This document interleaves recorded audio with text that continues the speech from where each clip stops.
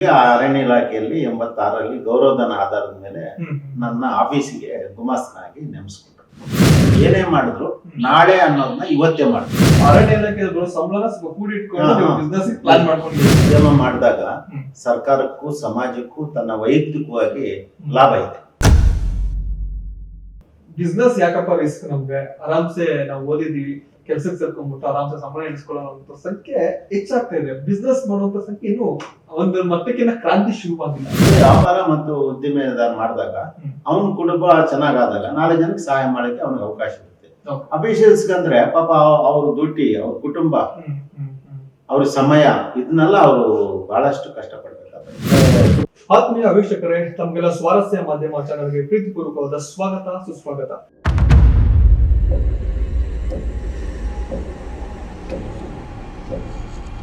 ವೀಕ್ಷಕರೇ, ಇವತ್ತು ನಮ್ಮ ಚಾನೆಲ್ನ ಮುಖ್ಯ ಅತಿಥಿಯಾಗಿ ಭಾಗವಹಿಸಲಿದ್ದಾರೆ ಖ್ಯಾತ ಕೈಗಾರಿಕಾ ಉದ್ಯಮಿ ಹಾಗೂ ಚಿಕ್ಕಬಳ್ಳಾಪುರ ಜಿಲ್ಲಾ ವಿಶ್ವೇಶ್ವರಯ್ಯ ಕೈಗಾರಿಕಾ ಉದ್ದಿಮೆದಾರರ ಸಂಘ ಅದರ ಅಧ್ಯಕ್ಷರಾಗಿ ಕಾರ್ಯನಿರ್ವಹಿಸುತ್ತಿರುವಂತಹ ಹಾಗೂ BBI ಬ್ರಿಕ್ಸ್ ನ ಮಾಲೀಕರು, RG ಕನ್ವೆನ್ಷನ್ ಹಾಲ್ ನ ಮಾಲೀಕರು ಆಗಿರುವಂತಹ ಶ್ರೀಯುತ HR ಗೋವಿಂದರಾಜು ಅವರು ನಮ್ಮ ಜೊತೆ ಇವತ್ತು ಭಾಗಿಯಾಗಿದ್ದಾರೆ.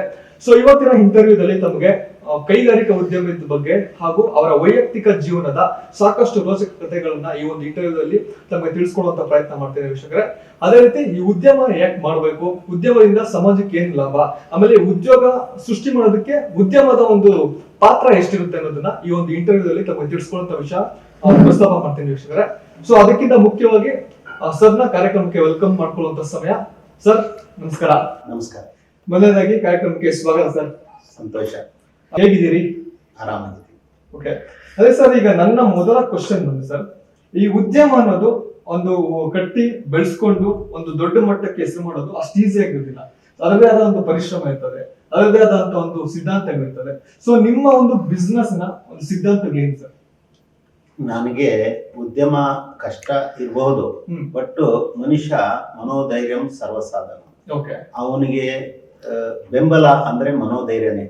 ಅವನು ಮನೋಧೈರ್ಯ ಒಂದಿದ್ರೆ ಏನ್ ಬೇಕಾದ್ರೂ ಮಾಡಬಹುದು. ತುಂಬಾ ಹಿರಿಯರು ಹೇಳಿದ್ದಾರೆ, ಉದ್ಯಮ ಮಾಡಿದಾಗ ಸರ್ಕಾರಕ್ಕೂ ಸಮಾಜಕ್ಕೂ ತನ್ನ ವೈಯಕ್ತಿಕವಾಗಿ ಲಾಭ ಇದೆ.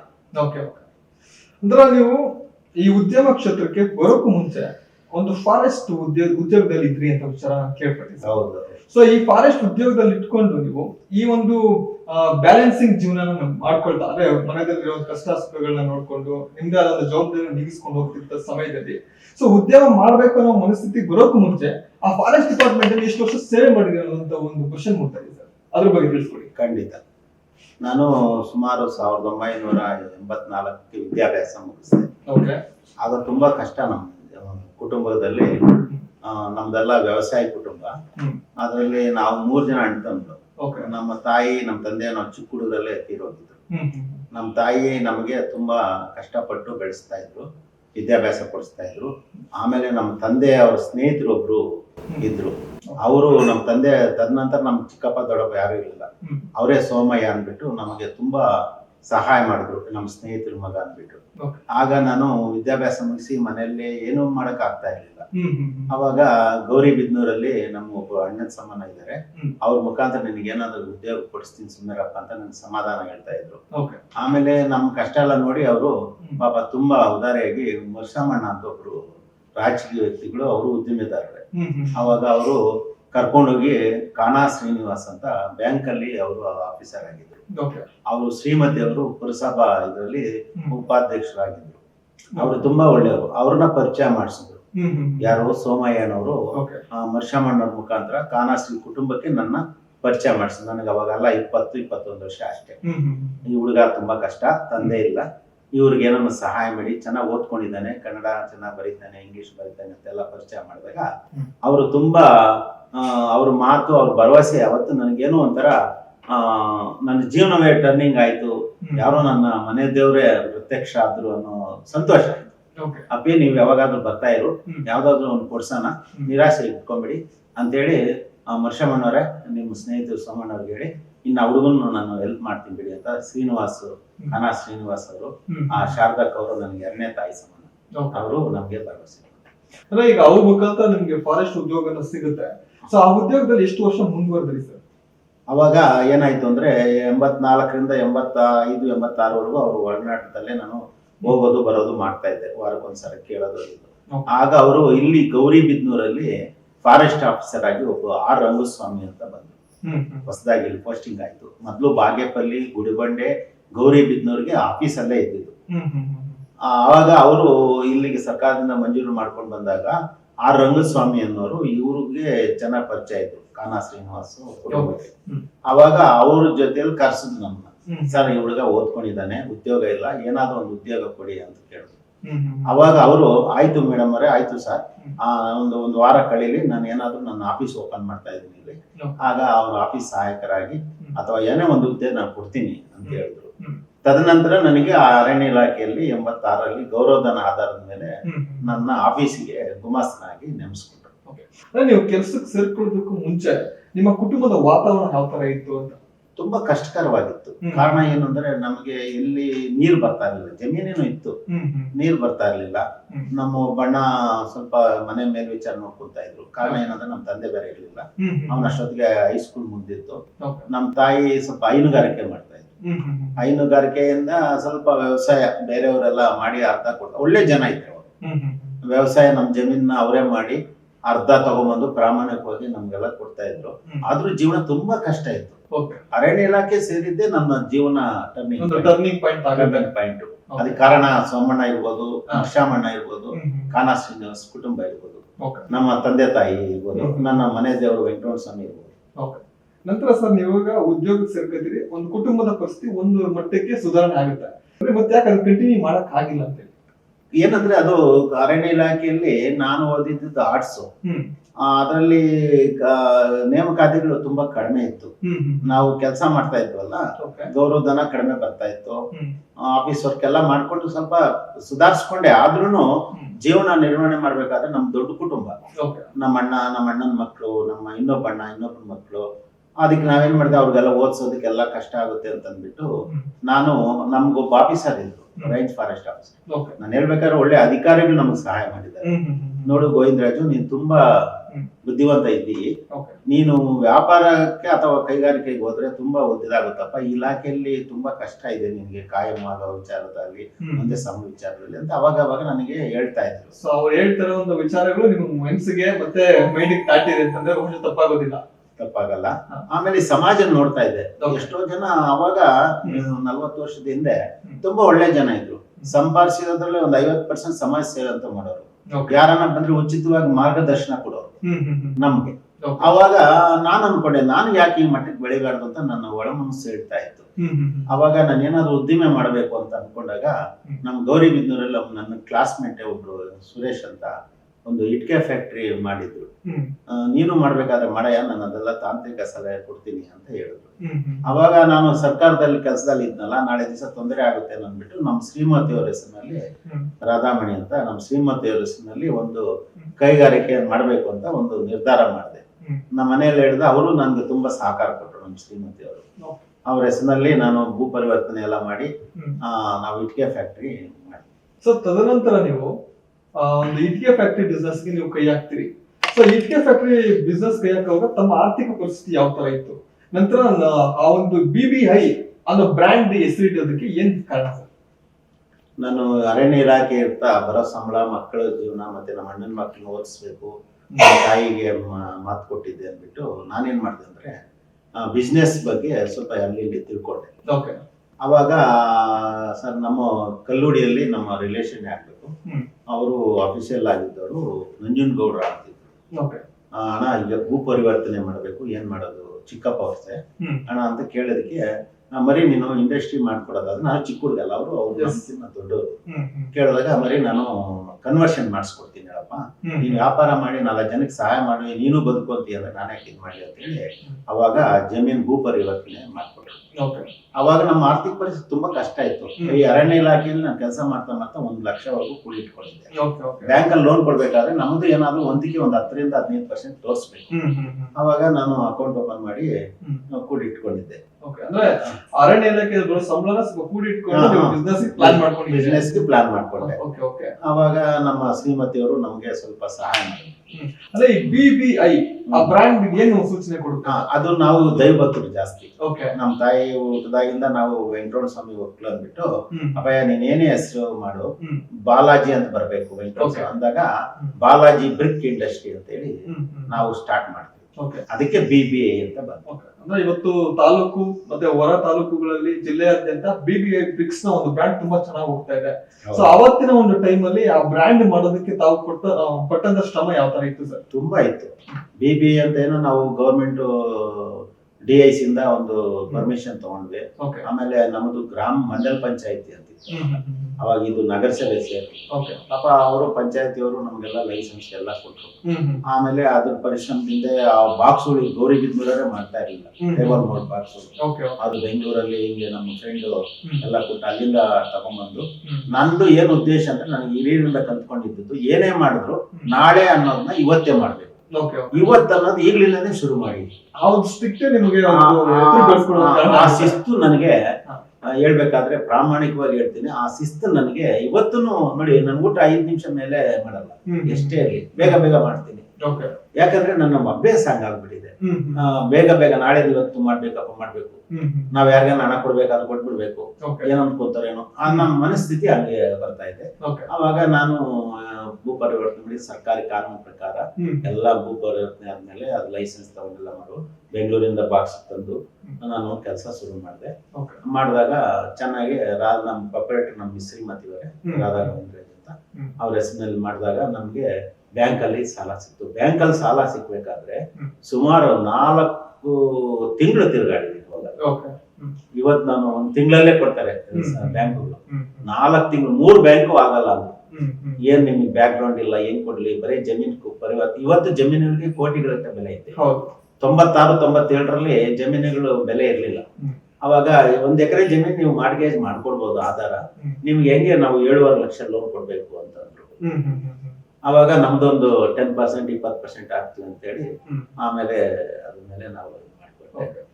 ಅಂದ್ರೆ ಈಗ BBI ಇಟ್ಟಿಗೆ ಏನಿದೆ, ಆ ಇಟ್ಟಿಗೆಯ ಗುಣಮಟ್ಟತೆ ಮತ್ತೆ ಇಟ್ಟಿಗೆಯ ಒಂದು ಸ್ಪೆಷಾಲಿಟಿ ಬಗ್ಗೆ ತಿಳಿಸ್ಕೊಡೋದಾದ್ರೆ ಸರ್?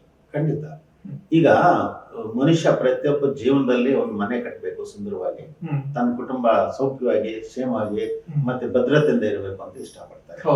ಈಗ ನಾವು ಏನೇ ವ್ಯಾಪಾರ ಮಾಡಿದಾಗ ನಿರಂತರವಾಗಿ ಬೆಳಿಬೇಕು. 1-2 ದಿವಸಕ್ಕೆ ಆದ್ರೆ ಅದಂತರ ನಿರಂತರವಾಗಿ ಇರ್ಬೇಕು ಅಂದ್ರೆ ನಾವು ಕ್ವಾಲಿಟಿ ಗುಣಮಟ್ಟನ ನಾವು ಮಾಡ್ಲೇಬೇಕಲ್ವಾ?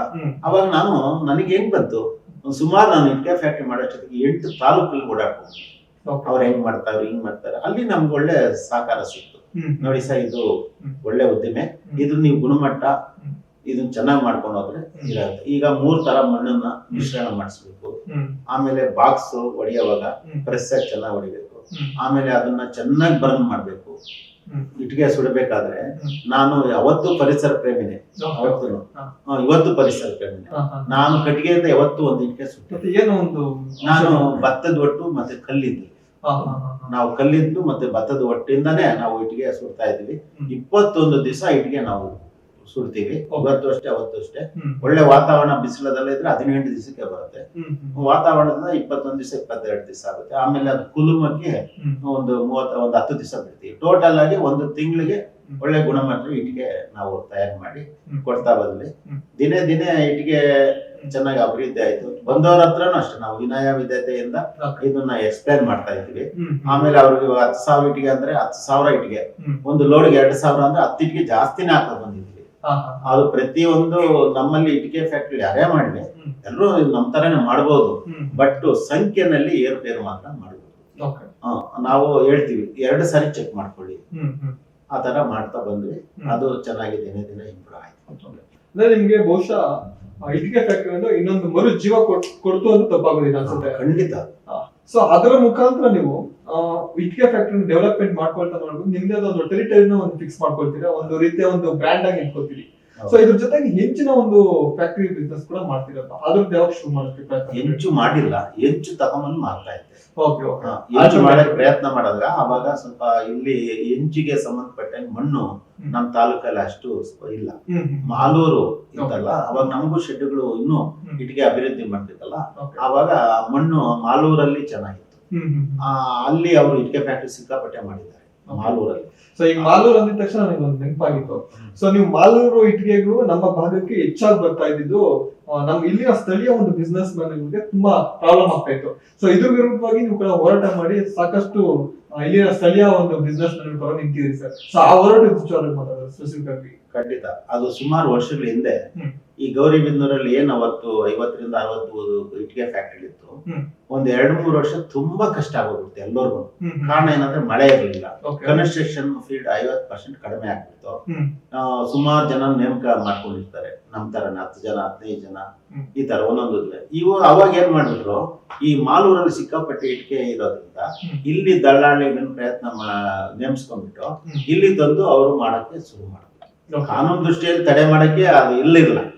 ನಾವೇನ್ ಮಾಡಿದ್ವಿ ಅಂದ್ರೆ ನಮ್ಮ ಸಂಘಟನೆ ಮಾಡಿ ಅವ್ರನ್ನ ಮನವೊಲಿಸಿ ಸರ್ಕಾರಿ ಸ್ಥಳೀಯ ಶಾಸಕರು ಇರ್ಬೋದು ಅಥವಾ ಅಧಿಕಾರಿಗಳು ನಾವೆಲ್ಲ ಸ್ಪಂದಿಸಿ ನಮ್ ಕಷ್ಟ ಇದೆ, ಈಗ ಬರಗಾಲ ಬಂದಿದೆ, ಅವರು ರಾಜಧಾನಿ ಎಲ್ಲಾದ್ರೂ ಮಾಡ್ಕೊಳ್ಳಿ, ರಾಜಧಾನಿ ವಿಶಾಲವಾಗಿದೆ ಬೆಂಗಳೂರು, ಅಲ್ಲಿ ಮಾಡ್ಕೊಳ್ಳಿ, ಇಲ್ಲಿ ಮಾರೋದ್ ಬೇಡ, ಯಾಕಂದ್ರೆ ಇಲ್ಲಿನವರಿಗೆ ವ್ಯಾಪಾರ ಆಗ್ತಾ ಇಲ್ಲ ಅಂತ ಹೇಳಿ ನಾವು ಹೋರಾಟ ಮಾಡಿದ್ವಿ.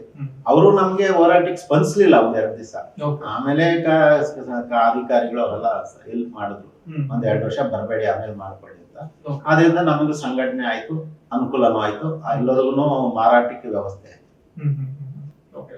ಸೊ ಇವಾಗ ಇಟ್ಟಿಗೆ ಒಂದು ಬಿಸ್ನೆಸ್ ಈ ಪ್ರೆಸೆಂಟ್ ಪರಿಸ್ಥಿತಿ ಯಾವ ತರ ಇದೆ? ಇವತ್ತು ಹೇಳ್ಬೇಕಾದ್ರೆ ಕಡಿಮೆ ಆಗಿದೆ. ಈಗ ಸುಮಾರು 3 ವರ್ಷದಿಂದ ಹಿಂದೆ ಇಟ್ಟಿಗೆ ಫ್ಯಾಕ್ಟರಿಗಳವರು ಚೆನ್ನಾಗಿದ್ರು. ಆ ಉತ್ಪಾದನೆಗೆ ಅವರು ಏನು ಮ್ಯಾನುಫ್ಯಾಕ್ಚರಿಂಗ್ ಡೆವಲಪ್ಮೆಂಟ್ ಮಾಡ್ತಾರೆ ಅದಕ್ಕೆ ತಕ್ಕಂಗೆ ಸೇಲ್ಸ್ ಆಗ್ತಾ ಇತ್ತು. ಈಗ ಏನಾಗಿದೆ, ಇಟ್ಟಿಗೆ ಫ್ಯಾಕ್ಟರಿಗಳ ಸಂಖ್ಯೆ ಜಾಸ್ತಿ ಆಗ್ತಾ ಹೋಗ್ತಾ ಇದೆ. ಅದರಲ್ಲಿ 3-4 ತರ ಬಂದಿದೆ. ಸಾಲಿಡ್ ಬ್ಲಾಕ್ಸ್, ಇಂಟರ್ಲಾಕ್ ಬ್ರಿಕ್ಸ್, ಈ ತರ ಎಲ್ಲ ಬಂದಿರೋದ್ರಿಂದ ಈಗ ಇಲ್ಲಿ ಗೌರಿಬಿದನೂರಲ್ಲಿ ಕನ್ಸ್ಟ್ರಕ್ಷನ್ ಅಷ್ಟೇ. ಈಗ ಸರ್ಕಾರ ನೀತಿ ನಿಯಮಗಳು ಅಥವಾ ಆರ್ಥಿಕ ವ್ಯವಸ್ಥೆನೋ ಇವೆಲ್ಲ ಆಗಿ ಒಂದ್ 30% ಮನೆ ಕಟ್ಟೋದು ಕಡಿಮೆ ಆಗಿದೆ. ಆದ್ರಿಂದ ಸ್ವಲ್ಪ ಇಟ್ಟಿಗೆ ಸಂಖ್ಯೆನೇ ಜಾಸ್ತಿ ಆಗಿ ಇವತ್ತು ಬೇರೆ ಕಡೆ ತಾಲೂಕೆಲ್ಲ 10 ರೂಪಾಯಿ, 11 ರೂಪಾಯಿ, 12 ರೂಪಾಯಿ ಇಟ್ಟಿಗೆ ಇದೆ. ಇವತ್ತೆಲ್ಲ 8 ರೂಪಾಯಿಗೆ ನಾವೆಲ್ಲ ಕೊಡ್ತಾ ಇದ್ದೀವಿ. ಸೊ ಇದರಿಂದ ಬಿಸ್ನೆಸ್ ಪ್ರಾಬ್ಲಮ್ ಏನು ಆಗ್ತಾ ಇಲ್ಲ, ಬಟ್ ನಮ್ಮ ಮಾರ್ಜಿನ್ ಕಡಿಮೆ ಆಗ್ತಾ ಇದೆ. ಮಾರ್ಜಿನ್ ಕಡಿಮೆ ಆಗ್ತಿದೆ, ನಮ್ಮ ಲಾಭಾಂಶ 50% ಕಡಿಮೆ ಆಗ್ತದೆ. ಅಷ್ಟು ಬಿಟ್ರೆ ಇನ್ನೇನ್ ಬೇರೆ ಏನಿಲ್ಲ. ನಾವು ಈಗ ಇನ್ವೆಸ್ಟ್ಮೆಂಟ್ ಮಾಡಿದ್ವಿ, ಲಾಭದ ಪ್ರಶ್ನೆನೇ ಒಂದೇ ನೋಡಕ್ ಆಗಲ್ಲ. ಉದ್ಯೋಗ ಕೊಡ್ಬೇಕು ಅವ್ರಿಗೆ, ನೇಮಿಸ್ಕೊಂಡಿರ್ತೀವಿ, ಆಮೇಲೆ ನಾವು ಬದುಕ್ಬೇಕು, ನಾವು ಸಾಲ ಬಾಲ ಮಾಡಿರೋದಕ್ಕೆ ಬಡ್ಡಿ ಅಸಲು ಕಟ್ಟಲೇಬೇಕು. ಹಂಗಾಗಿ ಅಂದ್ರೆ ಈಗ ಇತ್ತೀಚೆಗೆ ಹಾಲೋ ಬ್ರಿಕ್ಸ್ ಒಂದು ಇಟ್ಟಿಗೆ ಏನಿದೆ ಅದಕ್ಕೂ ಕೂಡ ತುಂಬಾ ಎಫೆಕ್ಟ್ ಆಗ್ತಿದೆ ನಾಟಿ ಇಟ್ಟಿಗೆ ಅಂತ. ಆಗ್ತಾ ಇದೆ. ಯಾಕಂದ್ರೆ ಅದರಿಂದಾನೇ ನಮ್ಗೆ ತೊಂದರೆ ಆಗ್ತಾ ಇದೆ ಅಂತಲ್ಲ. ಈಗ ಜನಗಳಿಗೆ ಏನಾಗ್ಬೇಕು ಅಂದ್ರೆ ಫಾಸ್ಟ್ ಆಗಿ ಕಟ್ಟಡ ಕಟ್ಟಬೇಕು. ಆಮೇಲೆ ಇದು ಏನು ಈ ಕಟ್ಟೋನು ಎಲ್ಲ ಯೋಚನೆ ಮಾಡ್ತಾನೆ, ಏನು ಇಟ್ಟಿಗೆಗೆ, ಈ ನಾಟಿ ಇಟ್ಟಿಗೆಗೆ ಎಷ್ಟು ಬರುತ್ತೆ, ಅದು ಒಂದು ಇಟ್ಟಿಗೆ, ಆ ಇಟ್ಟಿಗೆಯಲ್ಲಿ ಒಂದು 25% ಕಡಿಮೆ ಸಿವಿಲ್ ವರ್ಕ್ಗೆ. ಹಂಗಾಗಿ ಅದರಿಂದ ಏನು ತೊಂದರೆ ಏನಿಲ್ಲ, ಒಂದ್ 10% ಏರುಪೇರು ಇರುತ್ತೆ. ಅವರು ನಮ್ಮ ಮಿತ್ರರೆಲ್ಲ, ಅವರು ಬದುಕಬೇಕು. ಈಗ BBI ಬ್ರಿಕ್ಸ್ ಏನಿದೆ ಇದು ನಮ್ಮ ತಾಲೂಕನ್ನ ಬಿಟ್ಟು ಬೇರೆ ಬೇರೆ ಜಿಲ್ಲೆಗಳಿಗೆ ಎಷ್ಟು ಕಡೆ ಹೋಗಿದೆ ಅಂತ? ಈಗ ಅವಾಗ ಒಂದ್ ಸ್ವಲ್ಪ ದಿವಸ ಇಲ್ಲಿ ಸೇಲ್ಸ್ ಆಗದೆ ಇದ್ದಾಗ ನಾನು ಬೆಂಗಳೂರು, ಯಲಹಂಕ ಎಲ್ಲ ಕೊಡ್ತಾ ಇದ್ದೆ, ತುಮಕೂರು ಕೊಡ್ತಾ ಇದ್ದೆ, ಬೆಂಗಳೂರು ಕೊಡ್ತಾ ಇದ್ದೆ, ಚಿಕ್ಕಬಳ್ಳಾಪುರ ತಗೊಂಡೋಗೋರು, ಈ ಕಡೆ ಬಾಗೇಪಲ್ಲಿ ಎಲ್ಲ ತಗೊಂಡೋಗೋರು. ಈಗ ಏನಾಗಿದೆ ಅಂದ್ರೆ ಎಲ್ಲಾ ತಾಲೂಕುಗಳಲ್ಲೂ ಇಟ್ಟಿಗೆ ಫ್ಯಾಕ್ಟರಿ ಆಗಿರೋದ್ರಿಂದ ಆಯಾ ತಾಲೂಕಲ್ಲಿ ಅವ್ರ ವ್ಯಾಪಾರ ಆಗ್ತಾ ಇದೆ. ಎಷ್ಟ ಉತ್ಪಾದನೆ ಮಾಡೋರು ಬೆಂಗಳೂರು ಇದೆಯಲ್ಲ, ವಿಶಾಲವಾಗಿದೆ ಬೆಂಗಳೂರು, ಅಲ್ಲೋಗಿ ಮಾರಾಟ ಮಾಡ್ತಾರೆ. ಸರ್, ನಂತರ ನೀವು ಇತ್ತೀಚೆಗೆ ಒಂದು ಇಂಡಸ್ಟ್ರಿಯಲ್ ಅಸೋಸಿಯೇಷನ್ಗೆ ಅಧ್ಯಕ್ಷರಾಗಿ ಕೂಡ ಸೇವೆ ಸಲ್ಲಿಸ್ತಿದ್ರಿ. ಸೊ ಮುಖ್ಯವಾಗಿ ಇಂಡಸ್ಟ್ರಿಯಲ್ ಅನ್ನೋ ವಿಚಾರಕ್ಕೆ ಬಂದಾಗ ತಮ್ಗೆ ಅಧ್ಯಕ್ಷ ಆಗುವಂತ ಜವಾಬ್ದಾರಿ ಕೊಟ್ಟಿದ್ದು ಯಾರು, ಮತ್ತೆ ಯಾವ ಒಂದು ಉದ್ದೇಶಕ್ಕೆ ನೀವು ಅದನ್ನ ಲೀಡ್ ಮಾಡೋ ಒಂದು ಜವಾಬ್ದಾರಿ ತಗೊಂಡಿ ಸರ್? ಒಳ್ಳೆ ಪ್ರಶ್ನೆ ಕೇಳಿದ್ರಿ. ಇದರಲ್ಲೇ ನಮ್ದು ಸೇವೆ ಜಾಸ್ತಿ ಇತ್ತೀಚೆಗೆ. ನಾನು ಇಟ್ಟಿಗೆ ಫ್ಯಾಕ್ಟರಿ ಮಾಡಿದ್ಮೇಲೆ ಈಗ ಯಾವ್ದಾದ್ರು ಆಫೀಸ್ ವಿಚಾರದಲ್ಲಿ ನಾವು ಜಿಲ್ಲಾ ಕೈಗಾರಿಕಾ ಕೇಂದ್ರ ಇರ್ಬೋದು, ಖಾದಿ ಗ್ರಾಮೋದ್ಯೋಗ ಇರ್ಬೋದು, ಇನ್ನೊಂದು ಓಡಾಡುವಾಗ ನಮ್ಗೆ ಎಲ್ಲಾ ಇಂಡಸ್ಟ್ರೀಸ್, ಕೈಗಾರಿಕೋದ್ಯಮಿಗಳು ಫ್ರೆಂಡ್ಸ್ ಆಗ್ತಾ ಬಂದ್ರು.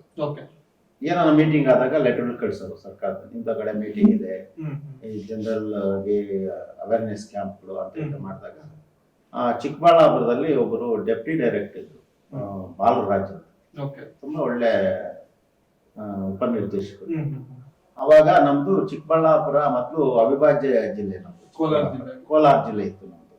ಅವಾಗ ಆಮೇಲೆ ಗೊತ್ತಾಯ್ತು ನನಗೆ ಪ್ರತಿಯೊಂದು ಜಿಲ್ಲೆಯಲ್ಲೂ ಒಂದೊಂದು ಡಿಸ್ಟಿಕ್ ಇಂಡಸ್ಟ್ರಿಯಲ್ ಅಸೋಸಿಯೇಷನ್ ಇದೆ. ಇಲ್ಲಿ ಜಿಲ್ಲೆ ಆದ್ಮೇಲೆ 7-8 ವರ್ಷ ಆದ್ರೂ ಮಾಡಿಲ್ಲ. ಪಾಪ ಅವರು ಏನ್ ಹೇಳಿದ್ರು ಅಂದ್ರೆ, ಈ ತರ ನೀವೆಲ್ಲ ಸೇರ್ಕೊಂಡು ಒಂದು 10-15 ಜನ ಒಂದು ಸಂಘ ಮಾಡಿ, ಆ ಸಂಘಕ್ಕೆ ಸರ್ಕಾರದಿಂದ ಸವಲತ್ತು, ನಿಮ್ಮ ಸಂಘ ಬೆಳೆಯುವ ಉದ್ದಿಮೆದಾರರು ಚೆನ್ನಾಗಿ ಅಭಿವೃದ್ಧಿ ಆಗ್ಬೋದು, 4 ಜನ ಸರ್ವಿಸ್ ಮಾಡ್ಬೋದು ಅಂತ ಹೇಳಿದಾಗ ಮೇಲೂರು ಶ್ರೀನಿವಾಸ ಮೂರ್ತಿ ಅಂತ ಒಬ್ರು, ಅವರು ಕೈಗಾರಿಕೋದ್ಯಮಿ, ಈಗ ಅವರೇ ಕಾರ್ಯದರ್ಶಿ, ಅಂದ್ರೆ ಅವರೇ ಸಂಸ್ಥಾಪಕ ಅಧ್ಯಕ್ಷರು ಅಂತ ಹೇಳೋದು ತಪ್ಪಾಗಲ್ಲ.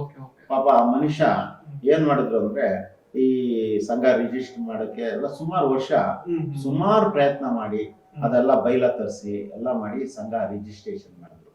ಅವ್ ಇನ್ನೊಬ್ರು ಶ್ರೀನಿವಾಸ್ ಅಂತ ಇದ್ರು ಚಿಕ್ಕಬಳ್ಳಾಪುರದ, ಅವರು ಒಳ್ಳೆ ಅಧ್ಯಕ್ಷ ಫಸ್ಟ್, ಅವರು ನನ್ನ ಉಪಾಧ್ಯಕ್ಷ ಮಾಡಿದ್ರು.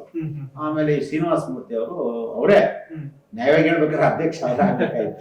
ಅವ್ರಿಗೆ ಇದು ಇಲ್ಲ, ಒಳ್ಳೆ ಸರ್ವಿಸ್ ಮಾಡ್ಬೇಕು, ಸ್ವಾರ್ಥ ಅನ್ನೋದಿಲ್ಲ. ಆಮೇಲೆ ಏನ್ ಮಾಡ್ರು, ಅವರು ಕಾರ್ಯದರ್ಶಿ ಜನ ತಗೊಂಡು ಪ್ರತಿ ತಾಲೂಕಿಂದ ಇಬ್ಬಿಬ್ಬರನ್ನ ಆರಿಸ್ಕೊಂಡು ಬೈಲ ತರಿಸಿ ನೋಂದಣಿ ಮಾಡಿಸಿ ರಿಜಿಸ್ಟರ್ ಮಾಡಿಸಿ ಆ ಒಂದು ನಾಮಕರಣ ಮಾಡಿದ್ರು. Sir M Visvesvaraya district industrial association ಅಂತ ಇಂಗ್ಲಿಷ್ ರಿಜಿಸ್ಟರ್ಡ್ ಚಿಕ್ಕಬಳ್ಳಾಪುರ ಅಂತೇಳಿ ಇಂಡಸ್ಟ್ರಿಯಲ್ ಚಿಕ್ಕಬಳ್ಳಾಪುರ ಏರಿಯಾದಲ್ಲಿ ಅಲ್ಲಿ ಒಂದು ಆಫೀಸ್ ತರ ಮಾಡಿದ್ರು. ಅವತ್ತಿಂದ ಈಚೆಗೆ ಅವರು ಒಂದ್ 2-3 ವರ್ಷ ಇದ್ರು ಅಧ್ಯಕ್ಷರು, ಶ್ರೀನಿವಾಸನ್ ಅವರು. ಇವ್ರು ಕಾರ್ಯದರ್ಶಿ ಆಗಿದ್ದು, ನಾನು ಉಪಾಧ್ಯಕ್ಷ.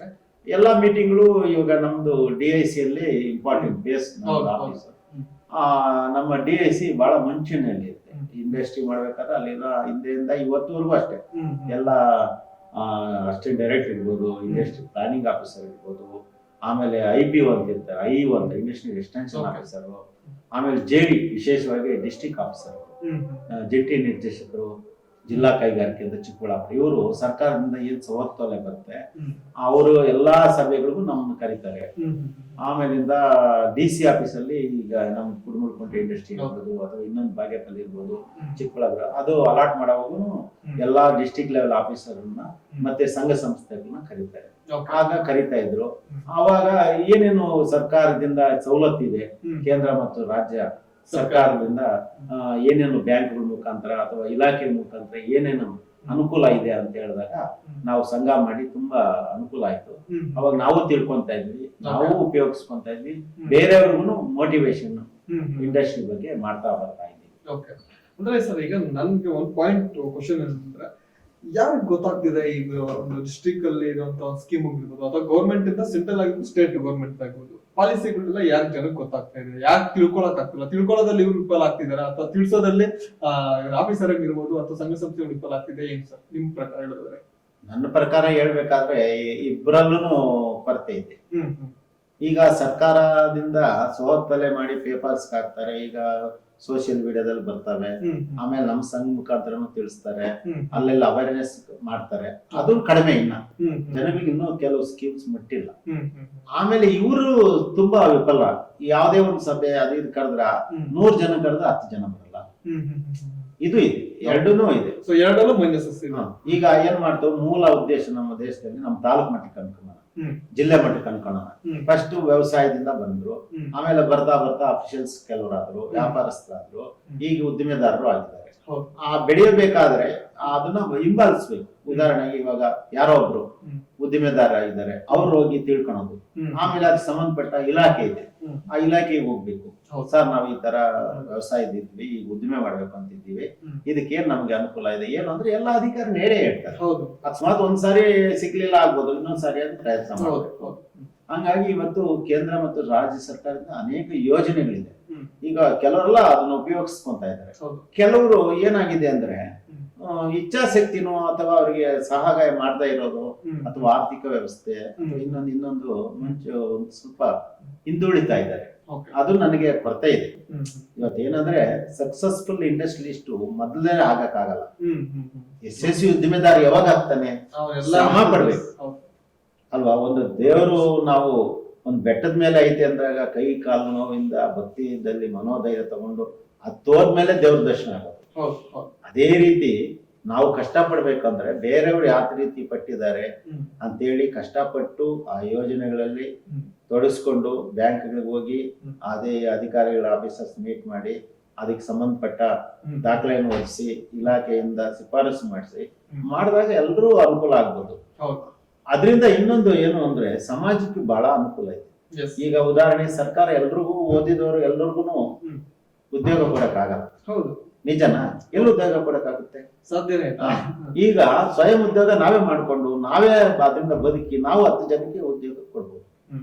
ಅಂದ್ರೆ ನಿಮ್ಮ ಪ್ರಕಾರ ಅಂದ್ರೆ ಈಗ ಅವ್ನು ಒಬ್ಬ ವ್ಯಕ್ತಿ ಸ್ಕಿಲ್ ಇದೆ ಅಂತಂದ್ರೆ ಅವ್ನಿಗೆ ಎಜುಕೇಶನ್ ಬಿಟ್ಟು ಸ್ಕಿಲ್ ಇದೆ ಅಂತಂದ್ರೆ ಅವ್ನ ಉದ್ಯಮದಲ್ಲಿ ಎಂಟ್ರಿ ಆಗ್ಬಿಟ್ಟು ಸಕ್ಸಸ್ ಆಗಿ ಒಂದಷ್ಟು ಕೆಲಸ ಕೊಡುವಂತ ಕೇಬಲ್ ಇರುತ್ತದ? ಖಂಡಿತ ಇದೆ.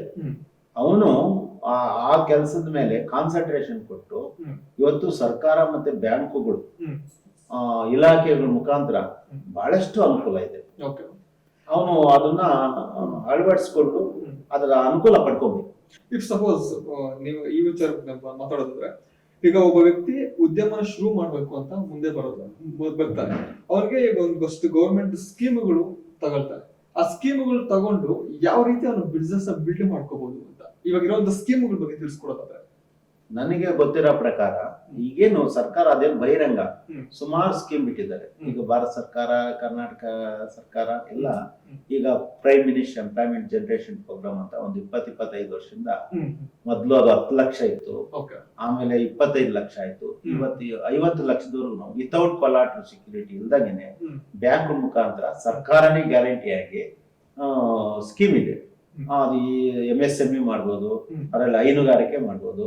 ಆಮೇಲೆ ಸ್ಕಿಲ್, ಇವಾಗ ಉದಾಹರಣೆಗೆ ಅವನು ಬಡಗಿ ಮಾಡ್ತಾನೆ, ಬಡಗಿಗೆ ಲೋನ್ ತಗೊಳ್ಬೋದು.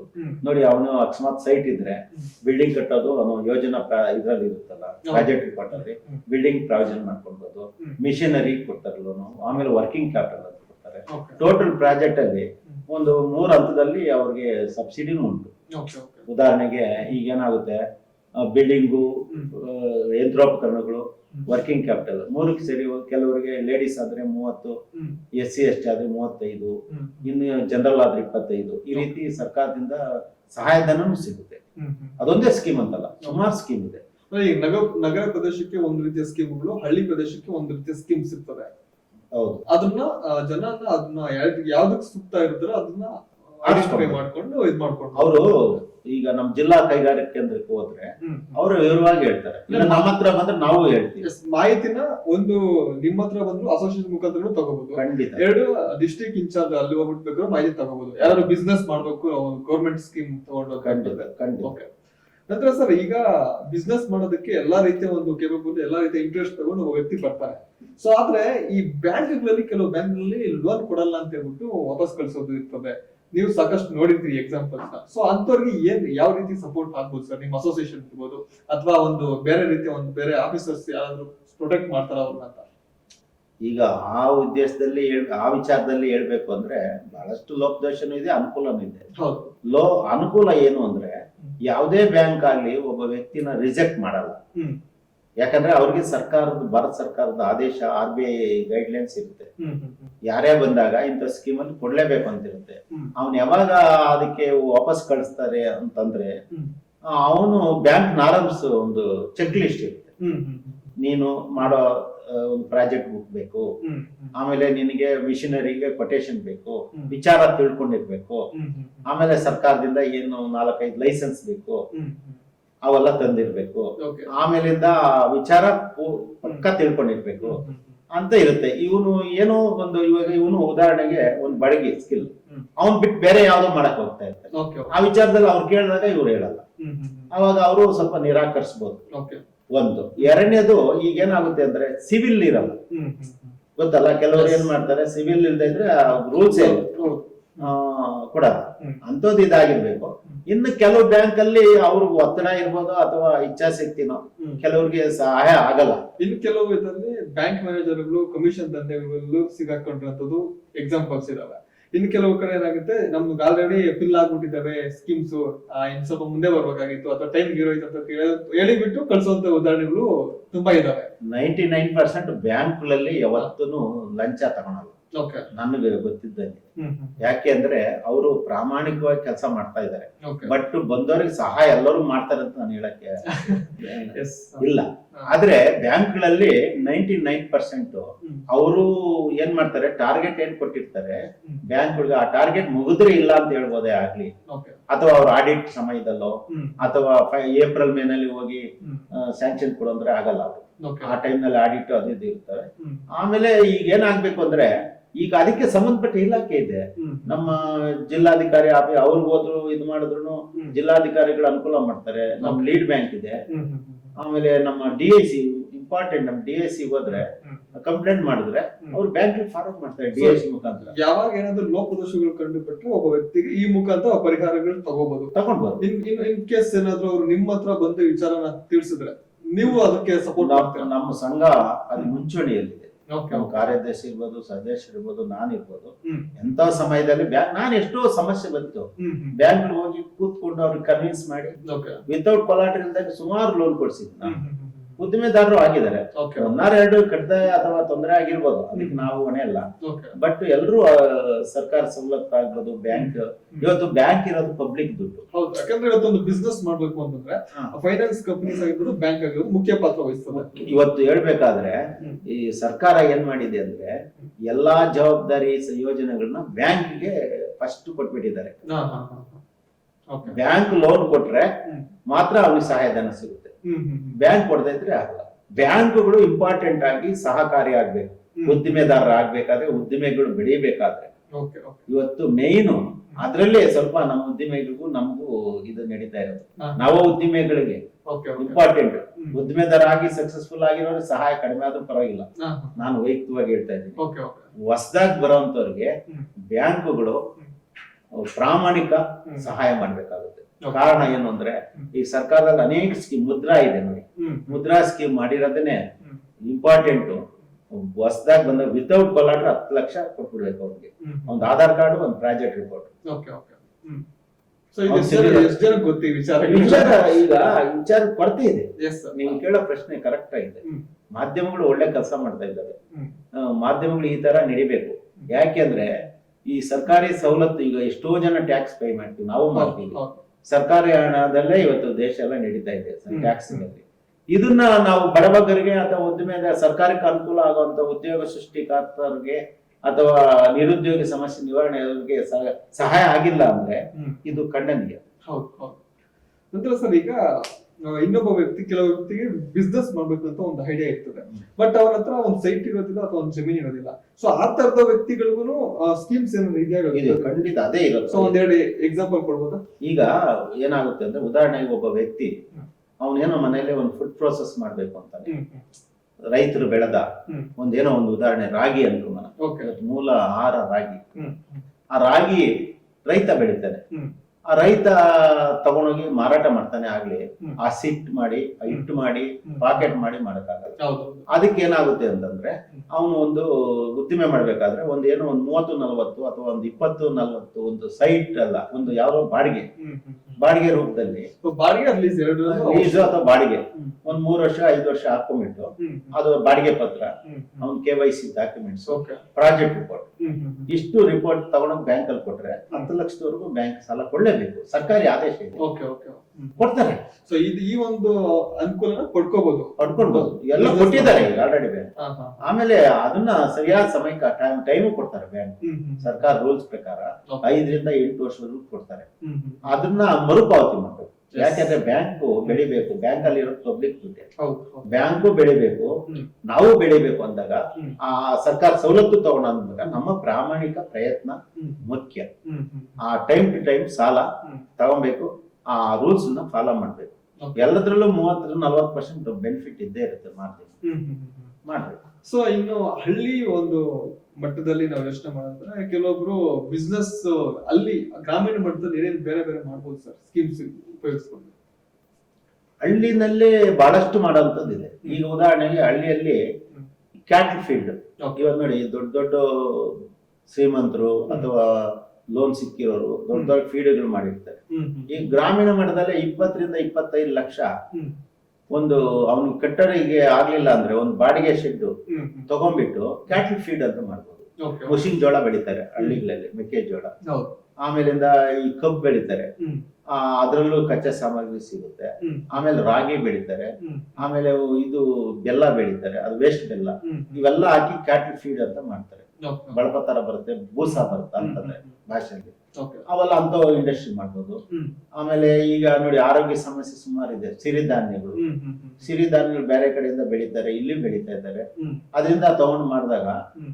ನೀವು ನಂಬ್ತೀರಾ 50% ಸಬ್ಸಿಡಿ ಸರ್ಕಾರ ಕೊಡುತ್ತೆ. ಸೊ ಈ ಸಿರಿಧಾನ್ಯಗಳು ಸಿರಿಧಾನ್ಯಗಳು ಮಾಡಿದ್ರೆ ಹ್ಮ್. 35%, central government 35%, state government 15%. Okay okay. ಸಿರಿಧಾನ್ಯಗಳು, ಹ್ಮ್. ಹ್ಮ್. ಈ PMFME ಅಂತ ಒಂದು ಸ್ಕೀಮ್ ಇದೆ, ಹ್ಮ್. ಹ್ಮ್. ಅದರಲ್ಲಿ ಮಾಡಿದಾಗ 50% ಸಬ್ಸಿಡಿ ಸಿಗುತ್ತೆ.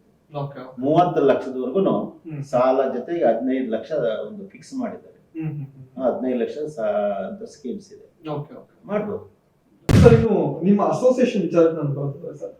ಅಧ್ಯಕ್ಷರ ಒಂದು ಜವಾಬ್ದಾರಿಗಳು ಯಾವ ತರ ಇರ್ತದೆ, ಕಾರ್ಯದರ್ಶಿ ಜವಾಬ್ದಾರಿಗಳು ಯಾವ ತರ ಇರ್ತದೆ, ಅಥವಾ ಇನ್ನು ಬೇರೆ ಸದಸ್ಯರ ಜವಾಬ್ದಾರಿ ಯಾವ ತರ ಇರ್ತದೆ ಸರ್?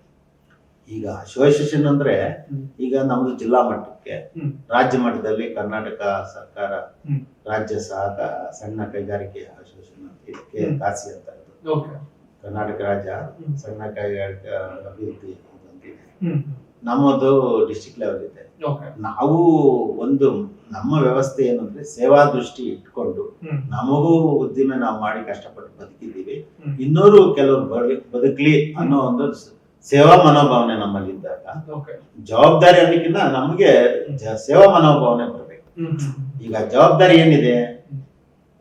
ಅಸೋಸಿಯೇಷನ್ ಮಾಡಿರೋದು ಹ್ಮ್. ನಮ್ಮಲ್ಲಿ ಫ್ರೀ ಇದ್ದ ಸಮಯದಲ್ಲಿ ನಾವು ಹ್ಮ್. ಎಲ್ಲರೂ ಹೇಳ್ಬೋದು ತಿಳ್ಕೊಂಡಿರೋ ವಿಚಾರನ. ಹಾ. ನೋಡಪ್ಪ ಈ ತರ ಇಂಡಸ್ಟ್ರಿ ಈ ತರ ಮಾಡಿ, ನೀವು ಡಿಪಾರ್ಟ್ಮೆಂಟ್ಗಳಿದೆ, ಹ್ಮ್. ಅಲ್ಲಿ ಹೋಗಿ ಅಧಿಕಾರಿಗಳಿರ್ತಾರೆ, ಹ್ಮ್. ಎಲ್ಲ ತಿಳ್ಕೊಳ್ಳಿ, ಸವಲತ್ತು ಸಿಗುತ್ತೆ. ಹ್ಮ್. ನಮಗೆ ತಿಳಿದಿರೋದು 50% ನಿಮ್ಗೆ ಹೇಳ್ತೀವಿ, ಇನ್ನ 100% ಬರ್ಬೇಕು ಅಂದ್ರೆ ಹ್ಮ್. ಬ್ಯಾಂಕ್ಗಳಿಗೆ ಹೋಗಿ, ಬ್ಯಾಂಕ್ಗಳಲ್ಲೂ ಮಾಹಿತಿ ಸಿಗುತ್ತೆ. ಹ್ಮ್. ಆಮೇಲೆ ನಮ್ಮ ಕೈಗಾರಿಕಾ ಮತ್ತು ವಾಣಿಜ್ಯ ಇಲಾಖೆ ಇದೆ, ಹ್ಮ್. ಖಾದಿ ಬೋರ್ಡ್ ಇದೆ, ಹ್ಮ್. ಖಾದಿ ಆಯೋಗ ಇದೆ, ಓಕೆ. ಆಮೇಲೆ ಕೆಲವೆಲ್ಲ ಡಿಪಾರ್ಟ್ಮೆಂಟ್ಗಳಿದೆ, ಹ್ಮ್. ಅಲ್ಲಿ ಹೋಗಿ ತಿಳ್ಕೊಳ್ಳಿ ಹ್ಮ್. ಅಂತ ಹೇಳಿ ನಾವು ಸೇವಾ ಮನೋಭಾವನೆಯಿಂದ ಹೇಳ್ಬೋದು. ಓಕೆ. ಅದು ಹೇಳ್ತಾ ಇದೀವಿ ನಾವು, ಕಾರ್ಯದರ್ಶಿ ಆಗಲಿ, ಸದಸ್ಯರಾಗಲಿ, ನಾನಾಗ್ಲಿ. ಓಕೆ. ಇನ್ನು ಅದ್ರ ಸಂಬಂಧಪಟ್ಟಾಗ ಈಗ ಏನಾದ್ರು ಕಾರ್ಯಕ್ರಮಗಳು ಹಮ್ಮಿಕೊಳ್ಳುವಂತ ಒಂದು ಗುರಿ ಉದ್ದೇಶಗಳನ್ನು ಇಟ್ಕೊಂಡಿದ್ದೀರಾ ಅಂತ ಮುಂದಿನ ದಿನಗಳಲ್ಲಿ? ಖಂಡಿತ ನನಗೆ ಅದೇ ಆಸೆ. ಹ್ಮ್. ಏನಂದ್ರೆ ಇವಾಗ 50% ಯೋಜನೆಗಳು ಗೊತ್ತಿರ್ಬೋದು, ಹ್ಮ್. ಎಲ್ಲರಿಗೂ ಈ ಯೋಜನೆಗಳನ್ನು ಸರ್ಕಾರದ ಮುಖಾಂತರ ತಿಳಿಸ್ಬೇಕು. ಹ್ಮ್. ಹ್ಮ್. ತಿಳಿಸ್ಬಿಟ್ಟು ಇವತ್ತು ನಮ್ಮ ಎಸ್ಪೆಷಲಿ ಚಿಕ್ಕಬಳ್ಳಾಪುರ ಜಿಲ್ಲೆಯಲ್ಲಿ ಹ್ಮ್. ತುಂಬಾ ವ್ಯವಸಾಯ ಹ್ಮ್. ಕ್ಷೀಣವಾಗ್ತಾ ಇದೆ. ಹೌದು. ಬದುಕೋದಿಕ್ಕೆ ಗುಳೆ ಹೋಗ್ತಾ ಇದಾರೆ ಬೆಂಗಳೂರಲ್ಲಿ. ಹ್ಮ್. ಹ್ಮ್. ಹ್ಮ್. ಹೌದು. ಆ ಗ್ರಾಮೀಣ ಮಟ್ಟದಲ್ಲೇನೆ ಹ್ಮ್. ಈ ಉದಾಹರಣೆ ಒಂದು ಊದ್ ಗಡ್ಡಿ ಮಾಡ್ಕೊಂಡ್ರೆ ಹ್ಮ್. ಹ್ಮ್. ಎಷ್ಟು ಅಲ್ಲೇ ಒಂದು 10 ಜನ 20 ಜನಕ್ಕೆ ಇದು ಮಾಡ್ಬೋದು. ಉದಾಹರಣೆಗೆ ನೋಡಿ, ನಮ್ಮ ಕಲ್ಲೋಡಿಯಲ್ಲಿ ಹ್ಮ್.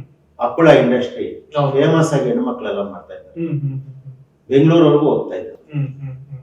ಆ ತರ ಹಳ್ಳಿಯಲ್ಲಿ ಅಂದ್ರೆ ಇಲ್ಲಿ ಸಿಗುವಂತ ಸ್ಥಳೀಯ ಸಂಪನ್ಮೂಲನ ಬಳಸ್ಕೊಂಡು ಸರಿಯಾಗಿ ಸಿಕ್ಕಂತ ಸಂಪನ್ಮೂಲ ಹ್ಮ್. ತಗೊಂಡು ಮಾಡ್ಬೋದು. ಓಕೆ. ಅಂದ್ರೆ ಈ ರೀತಿಯ ಒಂದು ಮಾಹಿತಿಗಳನ್ನ ನಿಮ್ಮ ಅಸೋಸಿಯೇಷನ್ ನಾವು ಮಾಹಿತಿಯಿಂದ ಮಾಡ್ತಾ ಇದ್ವಿ, ಇನ್ನೂ ಚೆನ್ನಾಗಿ ಮಾಡ್ಬೇಕು ಅನ್ನೋ ಜನರಿಗೆ ಅರಿವು ಮೂಡಿಸುವಂತ ಕಾರ್ಯಕ್ರಮ ಸರ್ಕಾರದವರು ಮಾಡ್ತಾರೆ. ಹ್ಮ್. ನಾವು ಅವ್ರಿಗೆ ಒತ್ತಾಯ ಮಾಡ್ತೀವಿ, ಹ್ಮ್. ಹ್ಮ್. ಸರ್ ಈ ತರ ಹಳ್ಳಿ ಮಟ್ಟದಲ್ಲಿ, ತಾಲೂಕು ಮಟ್ಟದಲ್ಲಿ, ಹೋಬಳಿ ಮಟ್ಟದಲ್ಲಿ ಹ್ಮ್. ಅವೇರ್ನೆಸ್ ಕ್ಯಾಂಪ್ಗಳು ಮಾಡೋಣ, ಓಕೆ.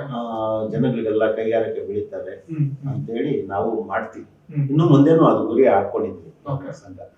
ನಿಮ್ಮ ಒಂದು ಸಾರಥ್ಯದಲ್ಲಿ ಒಂದಷ್ಟು ಜನ ಇಂಡಸ್ಟ್ರಿಯಲಿಸ್ಟ್ ಆಗಿದ್ದಾರೆ ಅಂತ ವಿಚಾರ ನಾನು ಕೇಳ್ಪಟ್ಟೆ. ಸೊ ಯಾರಾದ್ರೂ ಒಂದು ಎಕ್ಸಾಂಪಲ್ ಕೊಡ್ಬೋದಾ? ಯಶಸ್ವಿಯಾಗಿ ಈಗ ಬಿಸ್ನೆಸ್ ನಡೆಸ್ತಿರೋ? ಖಂಡಿತ ಆಗಿದ್ದಾರೆ.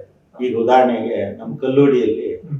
ನಮ್ಮ ನಂಜುಂಡಗೌಡರು ಅಂತಿದ್ರು, ಓಕೆ. ಈಗ ಅವ್ರ ಮಗ ಚೇತನ್ ಅಂತ ಹ್ಮ್. ಹ್ಮ್. ಒಂದು ಉದ್ದಿಮೆ ಮಾಡಿದ್ದಾರೆ, ಹ್ಮ್. ಇಟ್ಗೆ ಬಿಸ್ನೆಸ್ ಓಕೆ. ಚೆನ್ನಾಗಿ ಮಾಡ್ತಾ ಇದ್ದಾರೆ. ಹ್ಮ್. ಹ್ಮ್. ಇತ್ತೀಚೆಗೆ ಇಲ್ಲಿ ಗೊಲ್ಲಹಳ್ಳಿಯಲ್ಲಿ ಹ್ಮ್. ಒಬ್ಬ ರವಿ ಅಂತ, ಹ್ಮ್. ಅವರು ಈ ಆಲೋ ಬ್ಲಾಕ್ ಮಾಡಿದ್ರು, ಓಕೆ. ಓಕೆ. ಅವರು ಚೆನ್ನಾಗಿ ಮಾಡ್ತಾ ಇದ್ದಾರೆ. ಹ್ಮ್. ಆಮೇಲೆ ಪರಿಸರವಾದಿ ಚೌಡಪ್ಪ ತಮ್ಮ ಒಬ್ರು ಮಂಜು ಅಂತ, ಓಕೆ.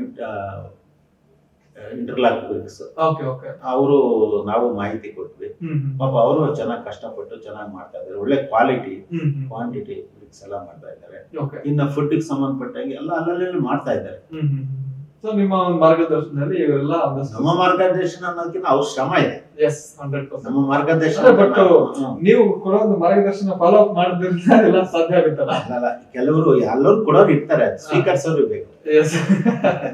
ಓಕೆ ಸರ್, ಇನ್ನು ಮುಖ್ಯವಾಗಿ ಕೆಲವೊಬ್ರು ಇತ್ತೀಚೆಗೆ ಬಿಸ್ನೆಸ್ ಯಾಕಪ್ಪ ರಿಸ್ಕ್ ನಮ್ಗೆ, ಆರಾಮ್ಸೆ ನಾವು ಓದಿದೀವಿ, ಕೆಲ್ಸಕ್ಕೆ ಸೇರ್ಕೊಂಡ್ಬಿಟ್ಟು ಆರಾಮ್ಸೆ ಸಂಬಳ ಇಡಿಸ್ಕೊಳ್ಳೋ ಸಂಖ್ಯೆ ಹೆಚ್ಚಾಗ್ತಾ ಇದೆ. ಬಿಸ್ನೆಸ್ ಮಾಡುವಂತ ಸಂಖ್ಯೆ ಇನ್ನು ಒಂದು ಮಟ್ಟಕ್ಕಿಂತ ಕ್ರಾಂತಿ ಶುರುವಾಗಿಲ್ಲ.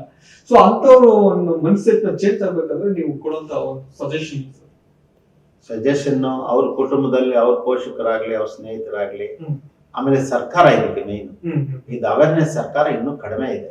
ಮಾಡ್ಬೇಕು ಹಳ್ಳಿ ಮಟ್ಟದಲ್ಲೆಲ್ಲ ಇಂತಿಂತ ಸ್ಕೀಮ್ ಇದೆ ಇಂತಿಂತದ್ ಮಾಡಿ ಅಂತ ಅವ್ರಿಗೆ ಬೆಂಬಲ ಕೊಡ್ಬೇಕು. ಬೆಂಬಲ ಕೊಟ್ಟಾಗ ಸಂಘ ನಮ್ಮಂತ ಸಂಘ ಸಂಸ್ಥೆ 100 ಇದಾವೆ, ಅವ್ರ ಮುಖಾಂತರ ಸೇವೆ ಮಾಡಿದಾಗ ಗ್ರಾಮೀಣ ಮಟ್ಟದಲ್ಲೂ ಉದ್ಯಮಿಗಳು ಬೆಳೆಯುತ್ತೆ, ಅವರು ಬದುಕ್ತಾರೆ, ಉದ್ಯೋಗ ಸೃಷ್ಟಿ ಆಗುತ್ತೆ, ಸರ್ಕಾರಕ್ಕೆ ಸಮಾಜಕ್ಕೆ ಹೊರೆ ಕಡಿಮೆ ಆಗುತ್ತೆ.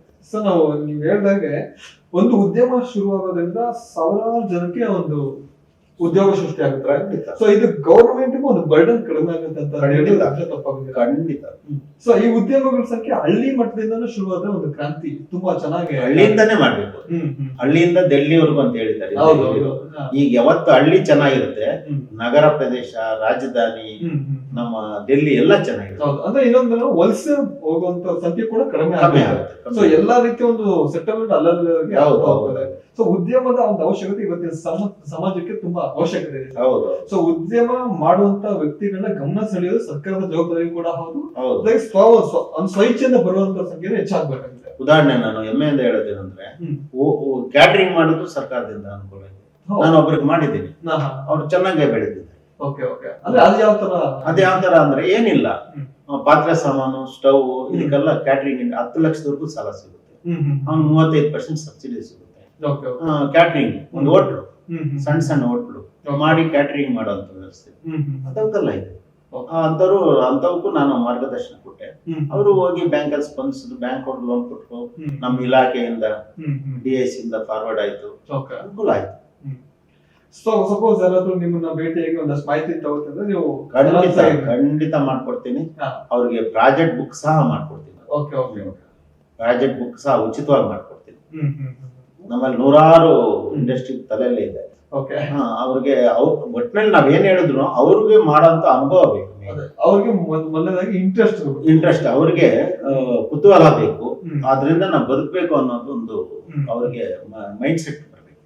ಮನೋಸ್ಥಿತಿ, ನಾನು ಇದರಿಂದ ಬದುಕ್ತೀನಿ, 4 ಜನಕ್ಕೆ ನಾನು ಸಾಕ್ತೀನಿ ಅನ್ನೋದು ಬರ್ಬೇಕು. ನೋಡಿ ವೀಕ್ಷಕರೇ, ಸರ್ ಹೇಳಿದಾಗ ಅವರು ಕೂಡ ಮಾರ್ಗದರ್ಶನ ಜೊತೆ ನಿಂತು ಮಾಡ್ಕೊಡ್ತೀನಿ, ನಾನೇ ಸಾಕಷ್ಟು ಸಲಹೆಗಳನ್ನ ಕೊಡ್ತೀನಿ ಅಂತ ಕೂಡ ಹೇಳ್ತಿದ್ದಾರೆ. ಸೊ ಗೌರಿಬಿದನೂರು ಸಂಬಂಧಪಟ್ಟಾಗೆ, ಚಿಕ್ಕಬಳ್ಳಾಪುರ ಜಿಲ್ಲೆ ಸಂಬಂಧಪಟ್ಟಂಗೆ ಸರ್ನ ಬೇಕಾದ್ರೆ ನೀವು ಒಂದು ಮಾಹಿತಿ ಪಡ್ಕೋಬಹುದು. ಸೊ ಸರ್ ಕಾಂಟ್ಯಾಕ್ಟ್ ನಂಬರ್ ಕೂಡ ನಿಮ್ಗೆ ಹಾಕ್ತೀನಿ ವೀಕ್ಷಕರೇ, ಸದುಪಯೋಗ ಪಡಿಸ್ಕೊಳ್ಳಿ. ಯುವಕರು ಯಾರು ಬಿಸ್ನೆಸ್ ಮಾಡ್ಬೇಕಂತ ಇದೀರಿ ಅವರು ಒಂದು ಅವಕಾಶ ಪಡ್ಕೊಳ್ಳಿ ಅಂತ ಕೇಳ್ಕೊಳ್ತೀನಿ ವೀಕ್ಷಕರೇ. ಸರ್ ಈಗ ನೀವು ಉದ್ಯೋಗನೂ ಮಾಡಿದಿರಿ, ಬಿಸ್ನೆಸ್ ಮಾಡಿದಿರಿ. ಸೊ ನಿಮ್ ಪ್ರಕಾರ ಯಾವ್ದ್ರಲ್ಲಿ ಎಷ್ಟು ನೆಮ್ಮದಿ ಇದೆ, ಯಾವ್ದ್ರಲ್ಲಿ ಎಷ್ಟು ಸಂತೋಷ ಇದೆ ಸರ್? ಈಗ ವ್ಯಾಪಾರ ಉದ್ದಿಮೆ ಅನ್ನೋದು ತೃಪ್ತಿ ತರ್ತದೆ. ನೌಕರಿಯನ್ನು ತೃಪ್ತಿ ತರ್ಬೋದು. ಇವತ್ತು ಮಟ್ಟಕ್ಕೆ ನೌಕರಿಯಲ್ಲಿ ಮಾಡೋರಿಗೆ ತುಂಬಾ ಕಷ್ಟ ಇದೆ. ಮೇಲಾಧಿಕಾರಿ ಅಥವಾ ಸಮಯ, ಪಬ್ಲಿಕ್ ಸ್ತವ, ತುಂಬಾ ಜನ ಕಷ್ಟ ಇದೆ.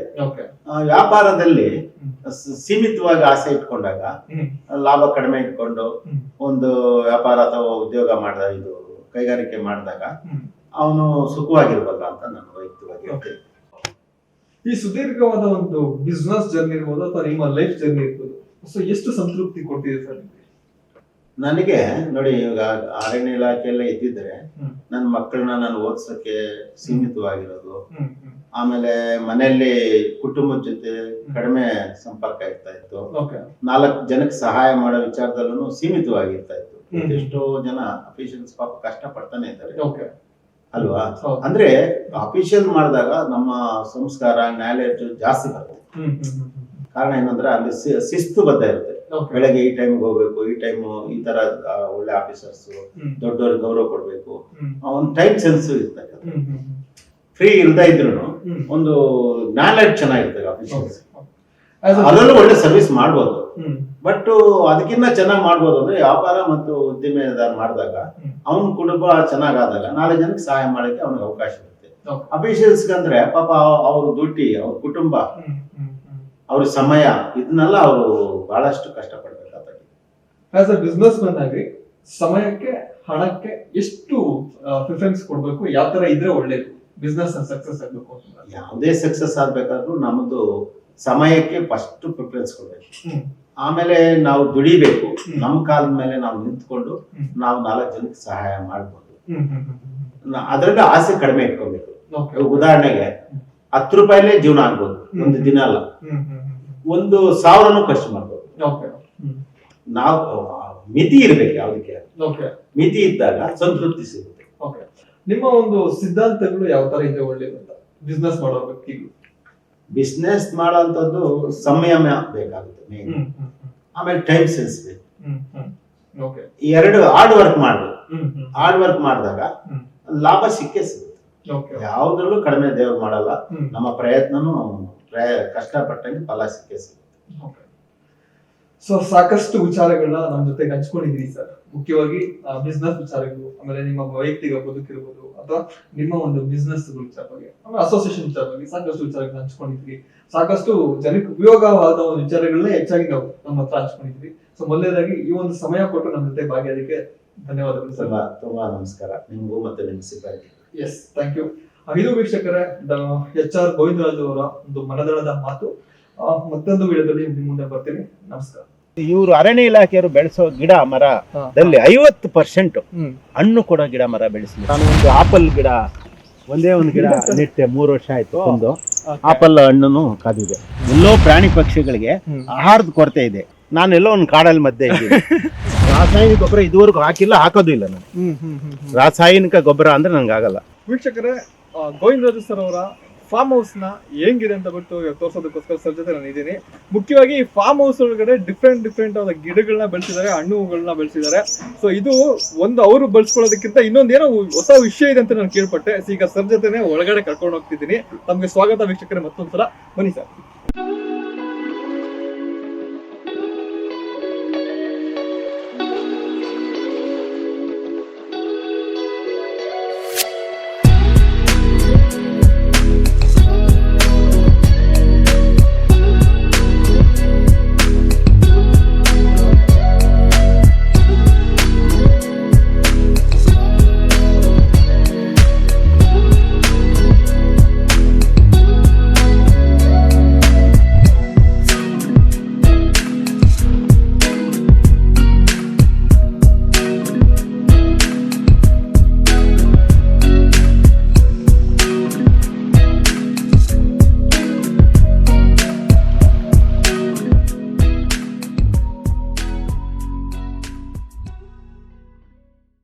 ಸರ್, ಮೊದಲನೇದಾಗಿ ಈ ಫಾರ್ಮ್ ಹೌಸ್ ಶುರು ಮಾಡೋದಕ್ಕೆ ಏನ್ ಕಾರಣ ಸರ್? ಸರ್, ನನಗೆ ಈ ಅರಣ್ಯ ಇಲಾಖೆ ಕೆಲಸ ಮಾಡಿರೋದೇ ಏನಂದ್ರೆ, ಅರಣ್ಯ ಇಲಾಖೆಯಲ್ಲಿ ನೋಡಿದಾಗ ಹಸಿರು ಪರಿಸರದ ಬಗ್ಗೆ ನನ್ಗೆ ಮೊದ್ಲೇನು ಗೊತ್ತಿರ್ಲಿಲ್ಲ. ಇಲಾಖೆಗೆ ಸೇರಿದ ಮೇಲೆ ನನಗೆ ಪರಿಸರದ ಬಗ್ಗೆ ಬಹಳ ಕಾಳಜಿ ಆಯ್ತು. ಅದ್ರ ಜೊತೆಗೆ ಪರಿಸರದಲ್ಲಿ ಏನೇನು ಬುದ್ಧಿವಂತ ಜನರಿದ್ದೀವಿ, ಮೂಕ ಪ್ರಾಣಿಗಳಿದ್ದಾವೆ, ಪಶು ಪಕ್ಷಿಗಳು, ಇವಕ್ಕೇನಾದ್ರೂ ಒಂದು ಮಾಡ್ಬೇಕಲ್ಲ ಅನ್ನೋದು ನನಗೆ ಒಂದು ದೇಹದ್ವೇಷ ಬಂತು, ಆಸಕ್ತಿ ಬಂತು. ಅವಾಗ ನಾನೇನ್ ಮಾಡಿದೆ ಅಂದ್ರೆ, ಅಲ್ಲಿ ಊರಲ್ಲಿ ಮನೆ ಐತೆ, ಅಲ್ಲಿ ಒಂದು ಗಿಡ ಮರ ಎಲ್ಲ ಬೇಸಿಗೆಗೆ ಇರಕ್ಕಾಗಲ್ಲ. ಆಮೇಲೆ ಇಲ್ಲಿ ಜಮೀನಲ್ಲಿ ಇಲ್ಲೇ ನಮ್ಮ ಮಗ ನಾವೆಲ್ಲ ಸೇರ್ಕೊಂಡು ಮನೆ ಮಾಡಿದ್ವಿ. ಎಲ್ಲಾ ತರದ ಗಿಡ ಬೆಳೆಸ್ಬೇಕು. ಮೇನ್ ನಾವು ಸವಿಯಕ್ಕಿನ್ನ ಅಷ್ಟು ಪ್ರಾಣಿ ಪಕ್ಷಿಗಳಿಗೆ ಏನಾನ ಸಹಾಯ ಮಾಡೋಣ ಅಂತ. ಇವತ್ತು ನೋಡಿ, ಕರ್ನಾಟಕ ಅರಣ್ಯ ಇಲಾಖೆಯಲ್ಲಿ ಹಿಂದೆ 40-50 ವರ್ಷದ ಹಿಂದೆ ಒಬ್ಬ ರಾಮಚಂದ್ರ ಶೆಟ್ಟಿ ಅಂದ್ಬಿಟ್ಟು ಪ್ರಧಾನ ಮುಖ್ಯ ಅರಣ್ಯ ಸಂರಕ್ಷಣಾಧಿಕಾರಿ ಆಗಿದ್ರು. ನಮ್ಮ ಜಿಲ್ಲೆಯವರೇ, ಇದ್ರವರು ಚಿಕ್ಕಬಳ್ಳಾಪುರ ಜಿಲ್ಲೆಯವರು. ಅವರು ಬುಕ್ಗಳೆಲ್ಲ ಬರ್ದಿದ್ದಾರೆ ಇಂತಿದ್ದ ಗಿಡ ಅಂತ. ಈಗ ಇತ್ತೀಚೆಗೆ ಒಂದು 90% ಹಣ್ಣು ಹಂಪುಗಳೇ ಕಡಿಮೆ ಆಗ್ತಾ ಇದೆ ನೋಡಿ. ಇದೊಂದು ಚೆನ್ನಾಗಿ ನೋಟ್ ಮಾಡ್ಕೊಬೇಕು. ಇವತ್ತು ಕಾಡಿಂದ ನಾಡಿಗೆ ಬರ್ತಾ ಇದ್ದಾವೆ ಪ್ರಾಣಿಗಳು. ಚಿರತೆ ಇರ್ಬೋದು, ಪ್ರಾಣಿ ಅಂದ್ರ ಹುಲಿ ಇರ್ಬೋದು, ಆನೆ ಇರ್ಬೋದು, ಪ್ರತಿಯೊಂದನು. ಯಾಕೆ ಅಂದ್ರೆ ಇದು ಎಲ್ಲೋ ಒಂದ್ ಕಡೆ ನನಗನ್ಸುತ್ತೆ ಆಹಾರದ ಕೊರತೆ ಇರ್ಬೋದು. ಇವತ್ತು ಕಾಡಲ್ಲಿ ಅವಕ್ಕೆ ಆಹಾರ ಇಲ್ಲ. ನಾವು 3 ಹೊತ್ತು ಊಟ ಮಾಡ್ತೀವಿ ಮನುಷ್ಯರು, ಬುದ್ಧಿವಂತರು.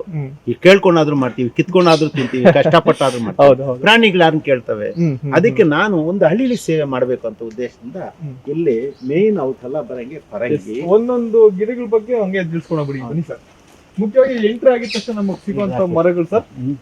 ಇದು ನಾವೀಗ ಫಸ್ಟ್ ದೇವ್ರಿಗೆ ಪೂಜೆ ಮಾಡ್ಬೇಕಾದ್ರೆ ತೆಂಗು ಬೇಕು. ತೆಂಗು, ಅದಕ್ಕೆ ತೆಂಗಿನ ಮರಗಳು. ಓಕೆ, ಈ ಫಸ್ಟ್ ತೆಂಗಿನ ಮರನ ಫಸ್ಟ್ ದೇವರ ಕಾರ್ಯಗಳಿಗೋಸ್ಕರ ಬೆಳೆಸಿದ್ವಿ. ಮತ್ತೆ ಎಳ್ನೀರ್ ಬಿಟ್ರೆ ಕೋತಿಗಳು ಕುಡಿತವೆ. ಓಕೆ, ಮಂಗಗಳು. ಆಮೇಲೆ ಸೀಬೆ, ನೋಡಿ ಸೀಬೆ, ಸೀಬೆ ಎಲ್ಲ ಅನ್ನ ಹಾಕಿ ನೋಡಿ ಎಲ್ಲ ತಿಂದು ಅಂದ್ರೆ ಮುಖ್ಯವಾಗಿ ಇದು ಪ್ರಾಣಿಗಳಿಗೆ ಅಂತ ಪ್ರಾಣಿಗಳಿಗೆ ನಾವು ಮಾರಾಟ ಮಾಡೋದಾಗ್ಲಿ ಅಥವಾ ಇನ್ನೊಂದಲ್ಲ, ಅವರಲ್ಲಿ ನಾವು ಒಂದೆರಡು ತಿನ್ಬೋದೇನು ಅಥವಾ ಸ್ನೇಹಿತರು ಬಂದು ಕೊಡ್ಬೋದೇನು, ಬಟ್ ಇದರಲ್ಲಿ 90% ಪ್ರಾಣಿಗಳಿಗಾಗಿ ಸೀಬೆ ಹಾಕಿದ್ದೀವಿ.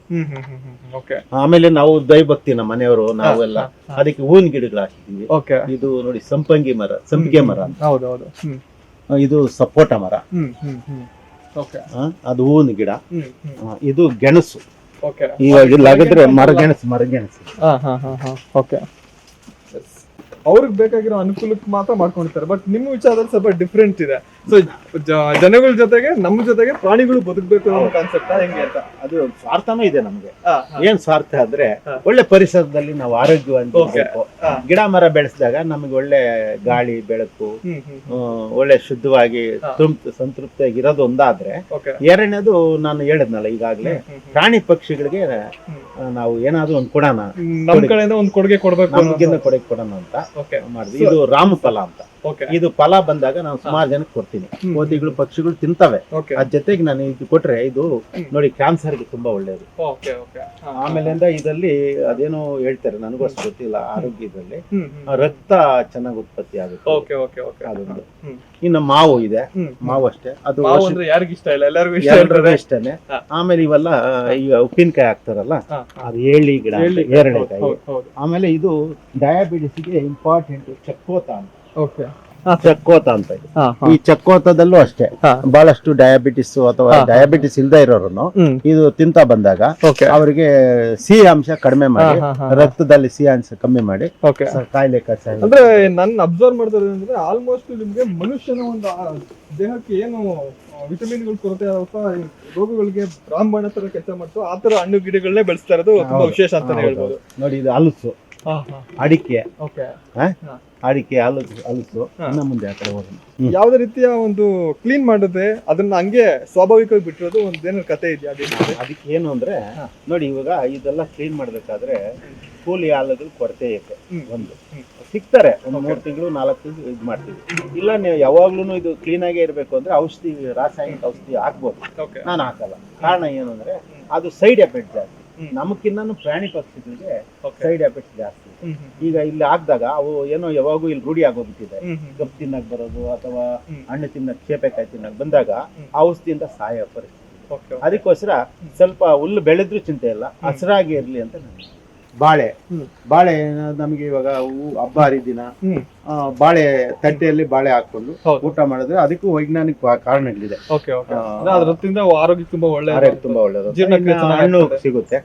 ಆಮೇಲೆ ಇದು ವಿಳೆದೆಲೆ ನಾವು ಪೂಜೆಗೆ ಬಳಸ್ಕೊಳ್ತೀವಿ. ಡೈಲಿ ದೇವ್ರ ಪೂಜೆ ಕಳಸಕ್ಕೆ ವಿಳೆದೆಲೆ ಇಕ್ತೀವಿ. ಆಮೇಲೆ ಪಾರಿಜಾತ ಹೂವು ಅನ್ನೋದು ಬಹಳ ಶ್ರೇಷ್ಠ. ಪಾರಿಜಾತ ಹೂವು ಇದೆ. ಆಮೇಲೆ ಇದು ನಾವು ಹಾಕೊಳ್ತೀವಿ ರಾತ್ರಿ ಹೊತ್ತು. ಅಂದ್ರೆ ನಾನು ಹೆಚ್ಚಾಗಿ ಬಳಸಲ್ಲ, ಹೆಂಗಸರು ಡೈಲಿ ಇದನ್ನೇ ಬಳಸ್ಕೊಳ್ಳೋಂತಾರೆ. ಸಾಕಷ್ಟು ಹೂವಿನ ಗಿಡಗಳು ಕೂಡ ಇಲ್ಲ. ಹೂವಿನ ಗಿಡಗಳೆಲ್ಲ ನಮ್ಮ ಮಗಳು ಡಾಕ್ಟ್ರು, ಅವಳು ಬೆಂಗಳೂರಿಂದ GKVK ಅಲ್ಲಿ ತೋಟಗಾರಿಕೆ ಇಲಾಖೆ ತಗೊಂಡ್ಬಂದು ಕೊಡ್ತಾ ಇರ್ತಾಳೆ. ಅವು ಹಾಕೊಂತ ಇರ್ತೀವಿ. ಈಗ ಕೆಲವೆಲ್ಲ ಗಿಡಗಳನ್ನೆಲ್ಲ ಸ್ವಲ್ಪ ನಾಟಿ ಮಾಡಿದೀರಾ? ಮತ್ತೆ ಸುಮಾರು ತಿರ್ಗಾ ಇತ್ತೀಚೆಗೆ ಎಲ್ಲ ಹೈಬ್ರಿಡ್ ನೋಡಿ, ಈಗ ಸಪೋಟ ಇದೆ. ಆಲ್ರೆಡಿ ಫಲಕ್ ಬಂದಿದೆ, ಸಿಗ್ತಾನೆ ಇರ್ತದೆ ನಾನು ಫಲ. ಅದೇ ನೀವು ಹೊರಗಡೆಯಿಂದ ಕೊಂಡ್ಕೊ ಬರುವಂತ ನೆಸಿಟಿನೇ ನಿಮಗೆ ಕ್ರಿಯೇಟ್ ಆಗಲ್ಲ. ಕಡಿಮೆ ನಾವು ಕೊಂಡಲ್ಲ. ನೋಡಿ ಇವಾಗ ಸೀತಾಫಲ ಸುಮಾರು ಕಾಯಿ ಬಿಟ್ಟಿದೆ.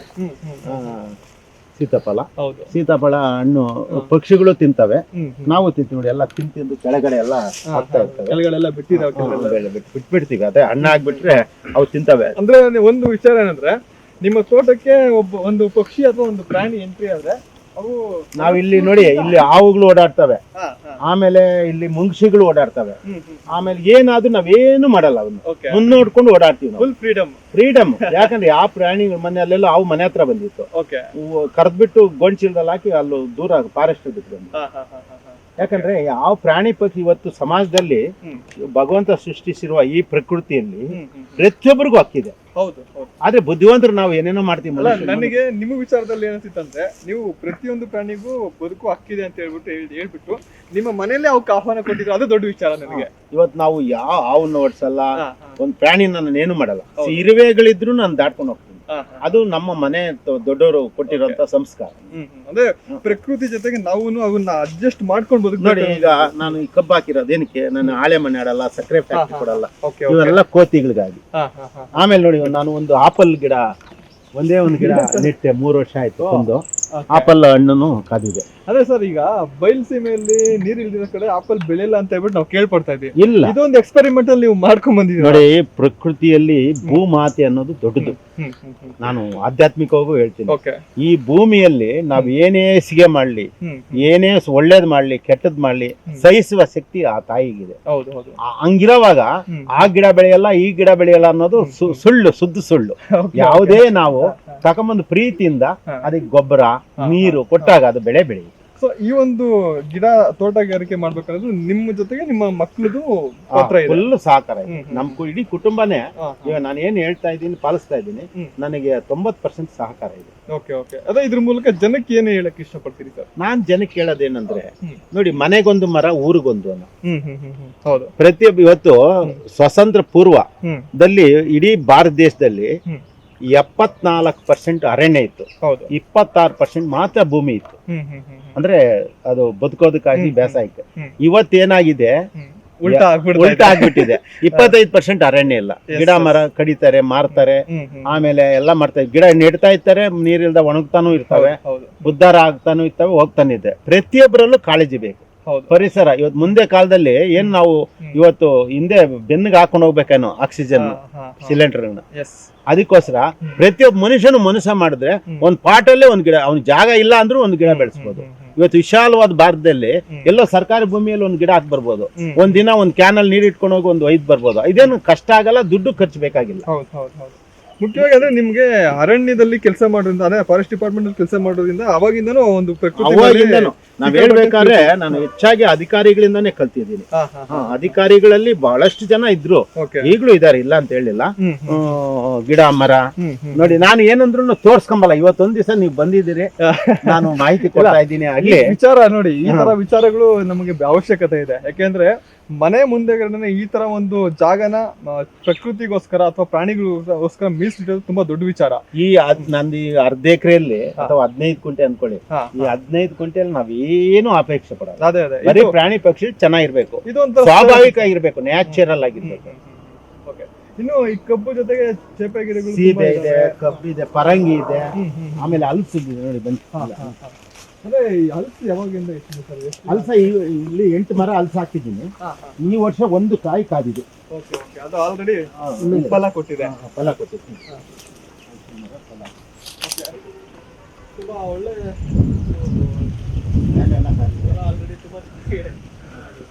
ಇನ್ನು ಅಲ್ಲೊಂದು ಹಲಸಿನ ಮರ ಇದೆ, ನಿಂಬೆ ಇದೆ, ಬಾಳೆ ಇದೆ. ಬಾಳೆನೂ ಅಷ್ಟೇ ಎಲ್ಲ ಸಿಗಿತವೆ, ತಿಂತವೆ, ಹೋಗ್ತವೆ.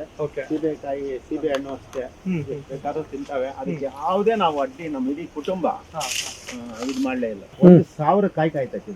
ಏನ್ ಸರ್ ಇದು ನಿಂಬೆ ಅಷ್ಟು ನೋಡಿ, ಎಲ್ಲ ಉದ್ರೋಗಿದೆ ನೋಡಿ, ಹಣ್ಣಾಗಿ. ಅದು ಯಾಕಂದ್ರೆ ಪ್ರಾಣಿ ಪಕ್ಷಿಗಳು ತಿನ್ನೋದು ಕಡಿಮೆ.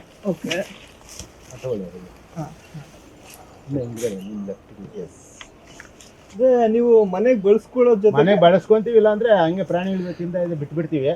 ನಾವು ಯಾರನ್ನ ಬಂದ್ರೆ ಸ್ನೇಹಿತರು ಕೊಡ್ತೀವಿ, ಇಲ್ಲಾಂದ್ರೆ ನಾವು ತಗೊಂಡು ಎಲ್ಲಿ ಹುಡ್ಕೊಂಡು ಹೋಗ್ಕೊಡಕ್ಕಾಗತ್ತೆ. ಅದೇ ನೋಡಿ, ನಿಮ್ ಕಾನ್ಸೆಪ್ಟ್ ತುಂಬಾ ಚೆನ್ನಾಗಿದೆ. ಅದೇ ನಮ್ ವ್ಯಾಪಾರ ಬಳಸ್ಕೊಳ್ದಂಗೆ ಜಸ್ಟ್ ನಿಮ್ ಮನೆಗೆ ಏನ್ ಬೇಕೋ ಅಷ್ಟು ತಗೊಂಡು ನಾವು ಪ್ರಕೃತಿಗೆ ಅರ್ಪಿಸ್ಬಿಡ್ತೀರಾ. ಕಷ್ಟಪಟ್ಟು ತಿನ್ನೋದಕ್ಕೆ ಬೇರೆ ಇದೆ, ಇದನ್ನೇ ಮಾರ್ಕೊಂಡು ವ್ಯಾಪಾರ ಮಾಡಲ್ಲ. ಇದೇನಿದ್ರು ಪಕ್ಷಿಗಳಿಗೆ ಬೆಳೆಸಿರೋದು. ಅದ್ರಲ್ಲಿ ನಾವು ಸ್ವಲ್ಪ ಏನಾನ ಉಪಯೋಗಿಸ್ಬೋದು. ಯಾರನ್ನ ಆತ್ಮೀಯರು ಬಂದಾಗ ನಾವು ಬಳಸ್ಬೋದು. ಮಳೆ ನೀರು ಅಲ್ಲಿ ತೊಟ್ಟಿ ಮಾಡಿದೀನಿ. ಮಳೆ ನೀರೆಲ್ಲ ತೊಟ್ಟಿಗೆ ಬರ್ತವೆ. ತೊಟ್ಟಿಯಿಂದ ಬಂದು ಗಿಡಗಳಿಗೆ ಬಿಡಿಸ್ತೀನಿ, ಪಂಪ್ ಮಾಡಿ ಬಿಡಿಸ್ತೀನಿ. ಇದೆಲ್ಲ ನೋಡಿ ಎಲ್ಲ ಕಾದಿದ್ದೀನಿ. ವಿಶೇಷವಾಗಿ ಒಂದು ನಿಮ್ದೇ ಒಂದು ಗಾರ್ಡನ್ ಸರ್ ಇದೆ. ಆಕ್ಚುಲಿ ಗಾರ್ಡನ್ ಏನಂದ್ರೆ ಕ್ಲೀನ್ ಮಾಡಕ್ಕೆ ಆಗ್ತಾ ಇಲ್ಲ. ಇವತ್ತು 500 - 1000 ರೂಪಾಯಿ ಕೊಟ್ರು ಲೇಬರ್ ಸಿಗ್ತಾ ಇಲ್ಲ. ಹಂಗಾಗಿ ನಮ್ ಕೈಲಿ ಎಷ್ಟಾಗುತ್ತೆ, ನಾನೇ ಬೆಳಗ್ಗೆ ಬಂದು ನೀರ್ ಹಾಕಿ ಒಂದ್ ರೀತಿಯ ಒಂದು ದೈಹಿಕ ಶ್ರಮನ ವಹಿಸ್ತಾ ಇರ್ತೀರಿ ಪ್ರತಿದಿನ. ತಿನ್ನಿ ಇದು.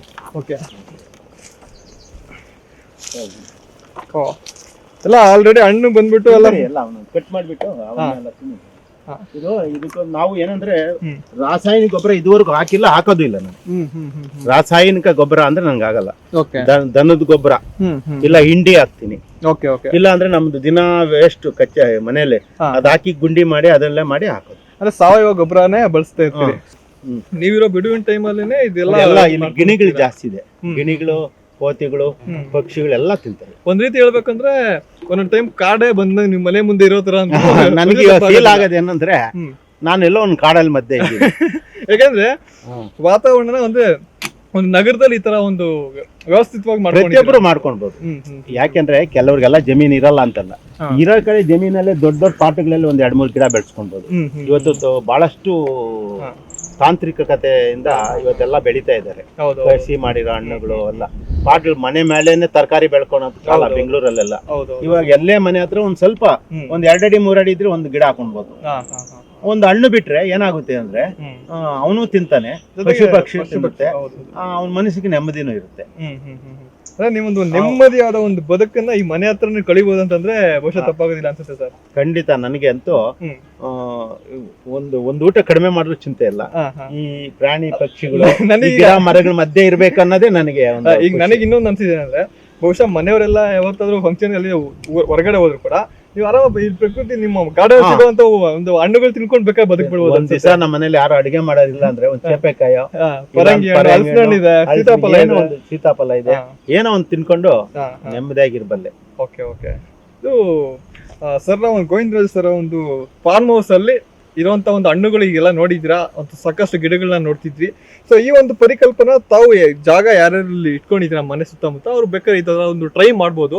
ಸೊ ಈ ಮೂಲಕ ಪ್ರಕೃತಿಗೆ ಒಂದು ರೀತಿ ಕೊಡುಗೆನ ಸಣ್ಣಗೆ ಒಂದು ಅಳಿಲ್ ಸೇವೆ ಕೂಡ ಮಾಡ್ಬೋದು ಅಂತ ಸರ್ ಒಂದು ಹೇಳ್ತಿದ್ದಾರೆ. ಸೊ ಅದನ್ನ ಪಾಲಿಸೋರು ಸಾಕಷ್ಟು ಪಾಲಿಸಿ ಅಂತ ನಾನು ಕೇಳ್ಕೊಳ್ತಾ ಇದ್ದೀನಿ. ಸೊ ಹಣ್ಣು ಕೂಡ ಕೊಟ್ಟಿದ್ದಾರೆ, ತುಂಬಾ ಚೆನ್ನಾಗಿ ಸ್ವೀಟ್ ಆಗಿ ತುಂಬಾ ಚೆನ್ನಾಗಿದೆ, ಸಾವಯವ ಗೊಬ್ಬರದಲ್ಲಿ ಬೆಳೆದಿರುವಂತದ್ದು. ಮುಖ್ಯವಾಗಿ ಸರ್ ಹೇಳ್ದಂಗೆ ರಾಸಾಯನಿಕ ಒಂದು ಪದಾರ್ಥಗಳನ್ನ ಹಾಕೋದೇ ಇಲ್ಲ ಅಂತ ಹೇಳ್ತಿದ್ದಾರೆ. ಸೊ ನಿಜಕ್ಕೂ ಇದು ಆರೋಗ್ಯಕ್ಕೆ ತುಂಬಾ ಒಳ್ಳೆಯದು ಅಂತ ಕೂಡ ಹೇಳ್ಬೋದು ವೀಕ್ಷಕರೇ. ಸರ್ ಒಟ್ಟಾರೆ ಈ ಪರಿಸರನೆಲ್ಲ ನಿಮ್ಗೆ ನೋಡಿದಾಗ ನಿಮ್ಗೆ ಪರಿಸರಕ್ಕೆ ಕೊಡುಗೆ ಇನ್ನೆಷ್ಟು ಕೊಡ್ಬೇಕಂತಿದೆ ಅಥವಾ ಜನಕ್ಕೆ ಏನು ಹೇಳ್ತಿದೆ ಸರ್? ನಾನು ದೊಡ್ಡವನೇನಲ್ಲ, ನಾನು ಸಾಮಾನ್ಯದಲ್ಲಿ ಸಾಮಾನ್ಯದ. ನಾನು ಒಂದು ಪರಿಸರಕ್ಕೆ ಕೊಡುಗೆ ಏನ್ ಕೊಡಬಲ್ಲೆ ಅಂತ ಹೇಳಿದ್ರೆ, ನೋಡಿ ಇವತ್ತು ಅರಣ್ಯ ಇಲಾಖೆ ತಗೊಳ್ಳಿ, ಬುದ್ಧಿವಂತರು ಇದ್ದಾರೆ ಈಗ ಸಮಾಜದಲ್ಲಿ. ಇವತ್ತೇನಾಗಿದೆ, ಭಗವಂತ ಸೃಷ್ಟಿ ಮಾಡಿದ್ದಾನೆ ಪ್ರಕೃತಿನ, ಗಾಳಿ, ನೀರು, ಬೆಳಕು, ಇವೆಲ್ಲ ಭೂಮಿ ಇವೆಲ್ಲ ಇದೆಯಲ್ಲ. ನಮ್ಮ ಕೊಡುಗೆ ಏನು ಅಂದ್ರೆ, ನಾವು ಬುದ್ಧಿವಂತರಾದ ಮನುಷ್ಯ ಬುದ್ಧಿ, ಮಾತಾಡ್ತೀವಿ, ನೋಡ್ತೀವಿ, ಎಲ್ಲ ಮಾಡ್ತೀವಿ. ಆದ್ರೆ ಮೂಕ ಪ್ರಾಣಿಗಳು ನಮ್ಮ ಜೊತೆಯಲ್ಲಿ ಸೃಷ್ಟಿ ಮಾಡಿದ್ದಾರೆ ದೇವರು. ಹೌದು ನಿಜ, ನಮ್ ಜೊತೆಲಿ ಇದಾವಲ್ಲ ಎಲ್ಲ. ಹೌದೌದು. ಇವತ್ತು ನೋಡಿ, ಇವತ್ತು ಎಲ್ಲೆಲ್ಲಿನೂ ಪ್ರಾಣಹಾನಿ ಆಗ್ತಾ ಇದೆ. ಅಲ್ಲ ಆನೆ ಬಂತು, 4 ಜನ ತುಳಿತು, ಚಿರತೆ ಬಂತು ಎತ್ಕೊಂಡು ಹೋಯ್ತು. ಇವೆಲ್ಲ ಯಾಕೆ ಬರ್ತಾವವು? ಹಿಂದೆ ಯಾಕಿರ್ಲಿಲ್ಲ? ಈ ಸಮಸ್ಯೆ ಯಾಕಿರಕ್ಕೆ ಕಾರಣ ಅಂದ್ರೆ, ನನ್ನ ಅನಿಸಿಕೆ, ವೈಯಕ್ತಿಕ ಅನಿಸಿಕೆ 90% ನಿಜನೇ, ಆಹಾರದ ಕೊರತೆ ಇದೆ. ಎಲ್ಲೋ ಪ್ರಾಣಿ ಪಕ್ಷಿಗಳಿಗೆ ಆಹಾರದ ಕೊರತೆ ಇದೆ. ಇಲ್ಲಾಂದ್ರೆ ಈ 10-20 ವರ್ಷದ ಹಿಂದೆ ಇಲ್ಲಿ ಆನೆ ಬಂತು, ಊರ್ನಲ್ಲಿ ಹಾಳು ಮಾಡ್ತು, ತೋಟ ಹಾಳು ಮಾಡ್ತು, ರೈತರದ ನಷ್ಟ ಮಾಡ್ತು, ಮನುಷ್ಯನ್ ತುಳಿತು ಅನ್ನೋ ವಿಚಾರನೇ ನಾವು ತಿಳ್ಕೊಂಡಿರ್ಲಿಲ್ಲ.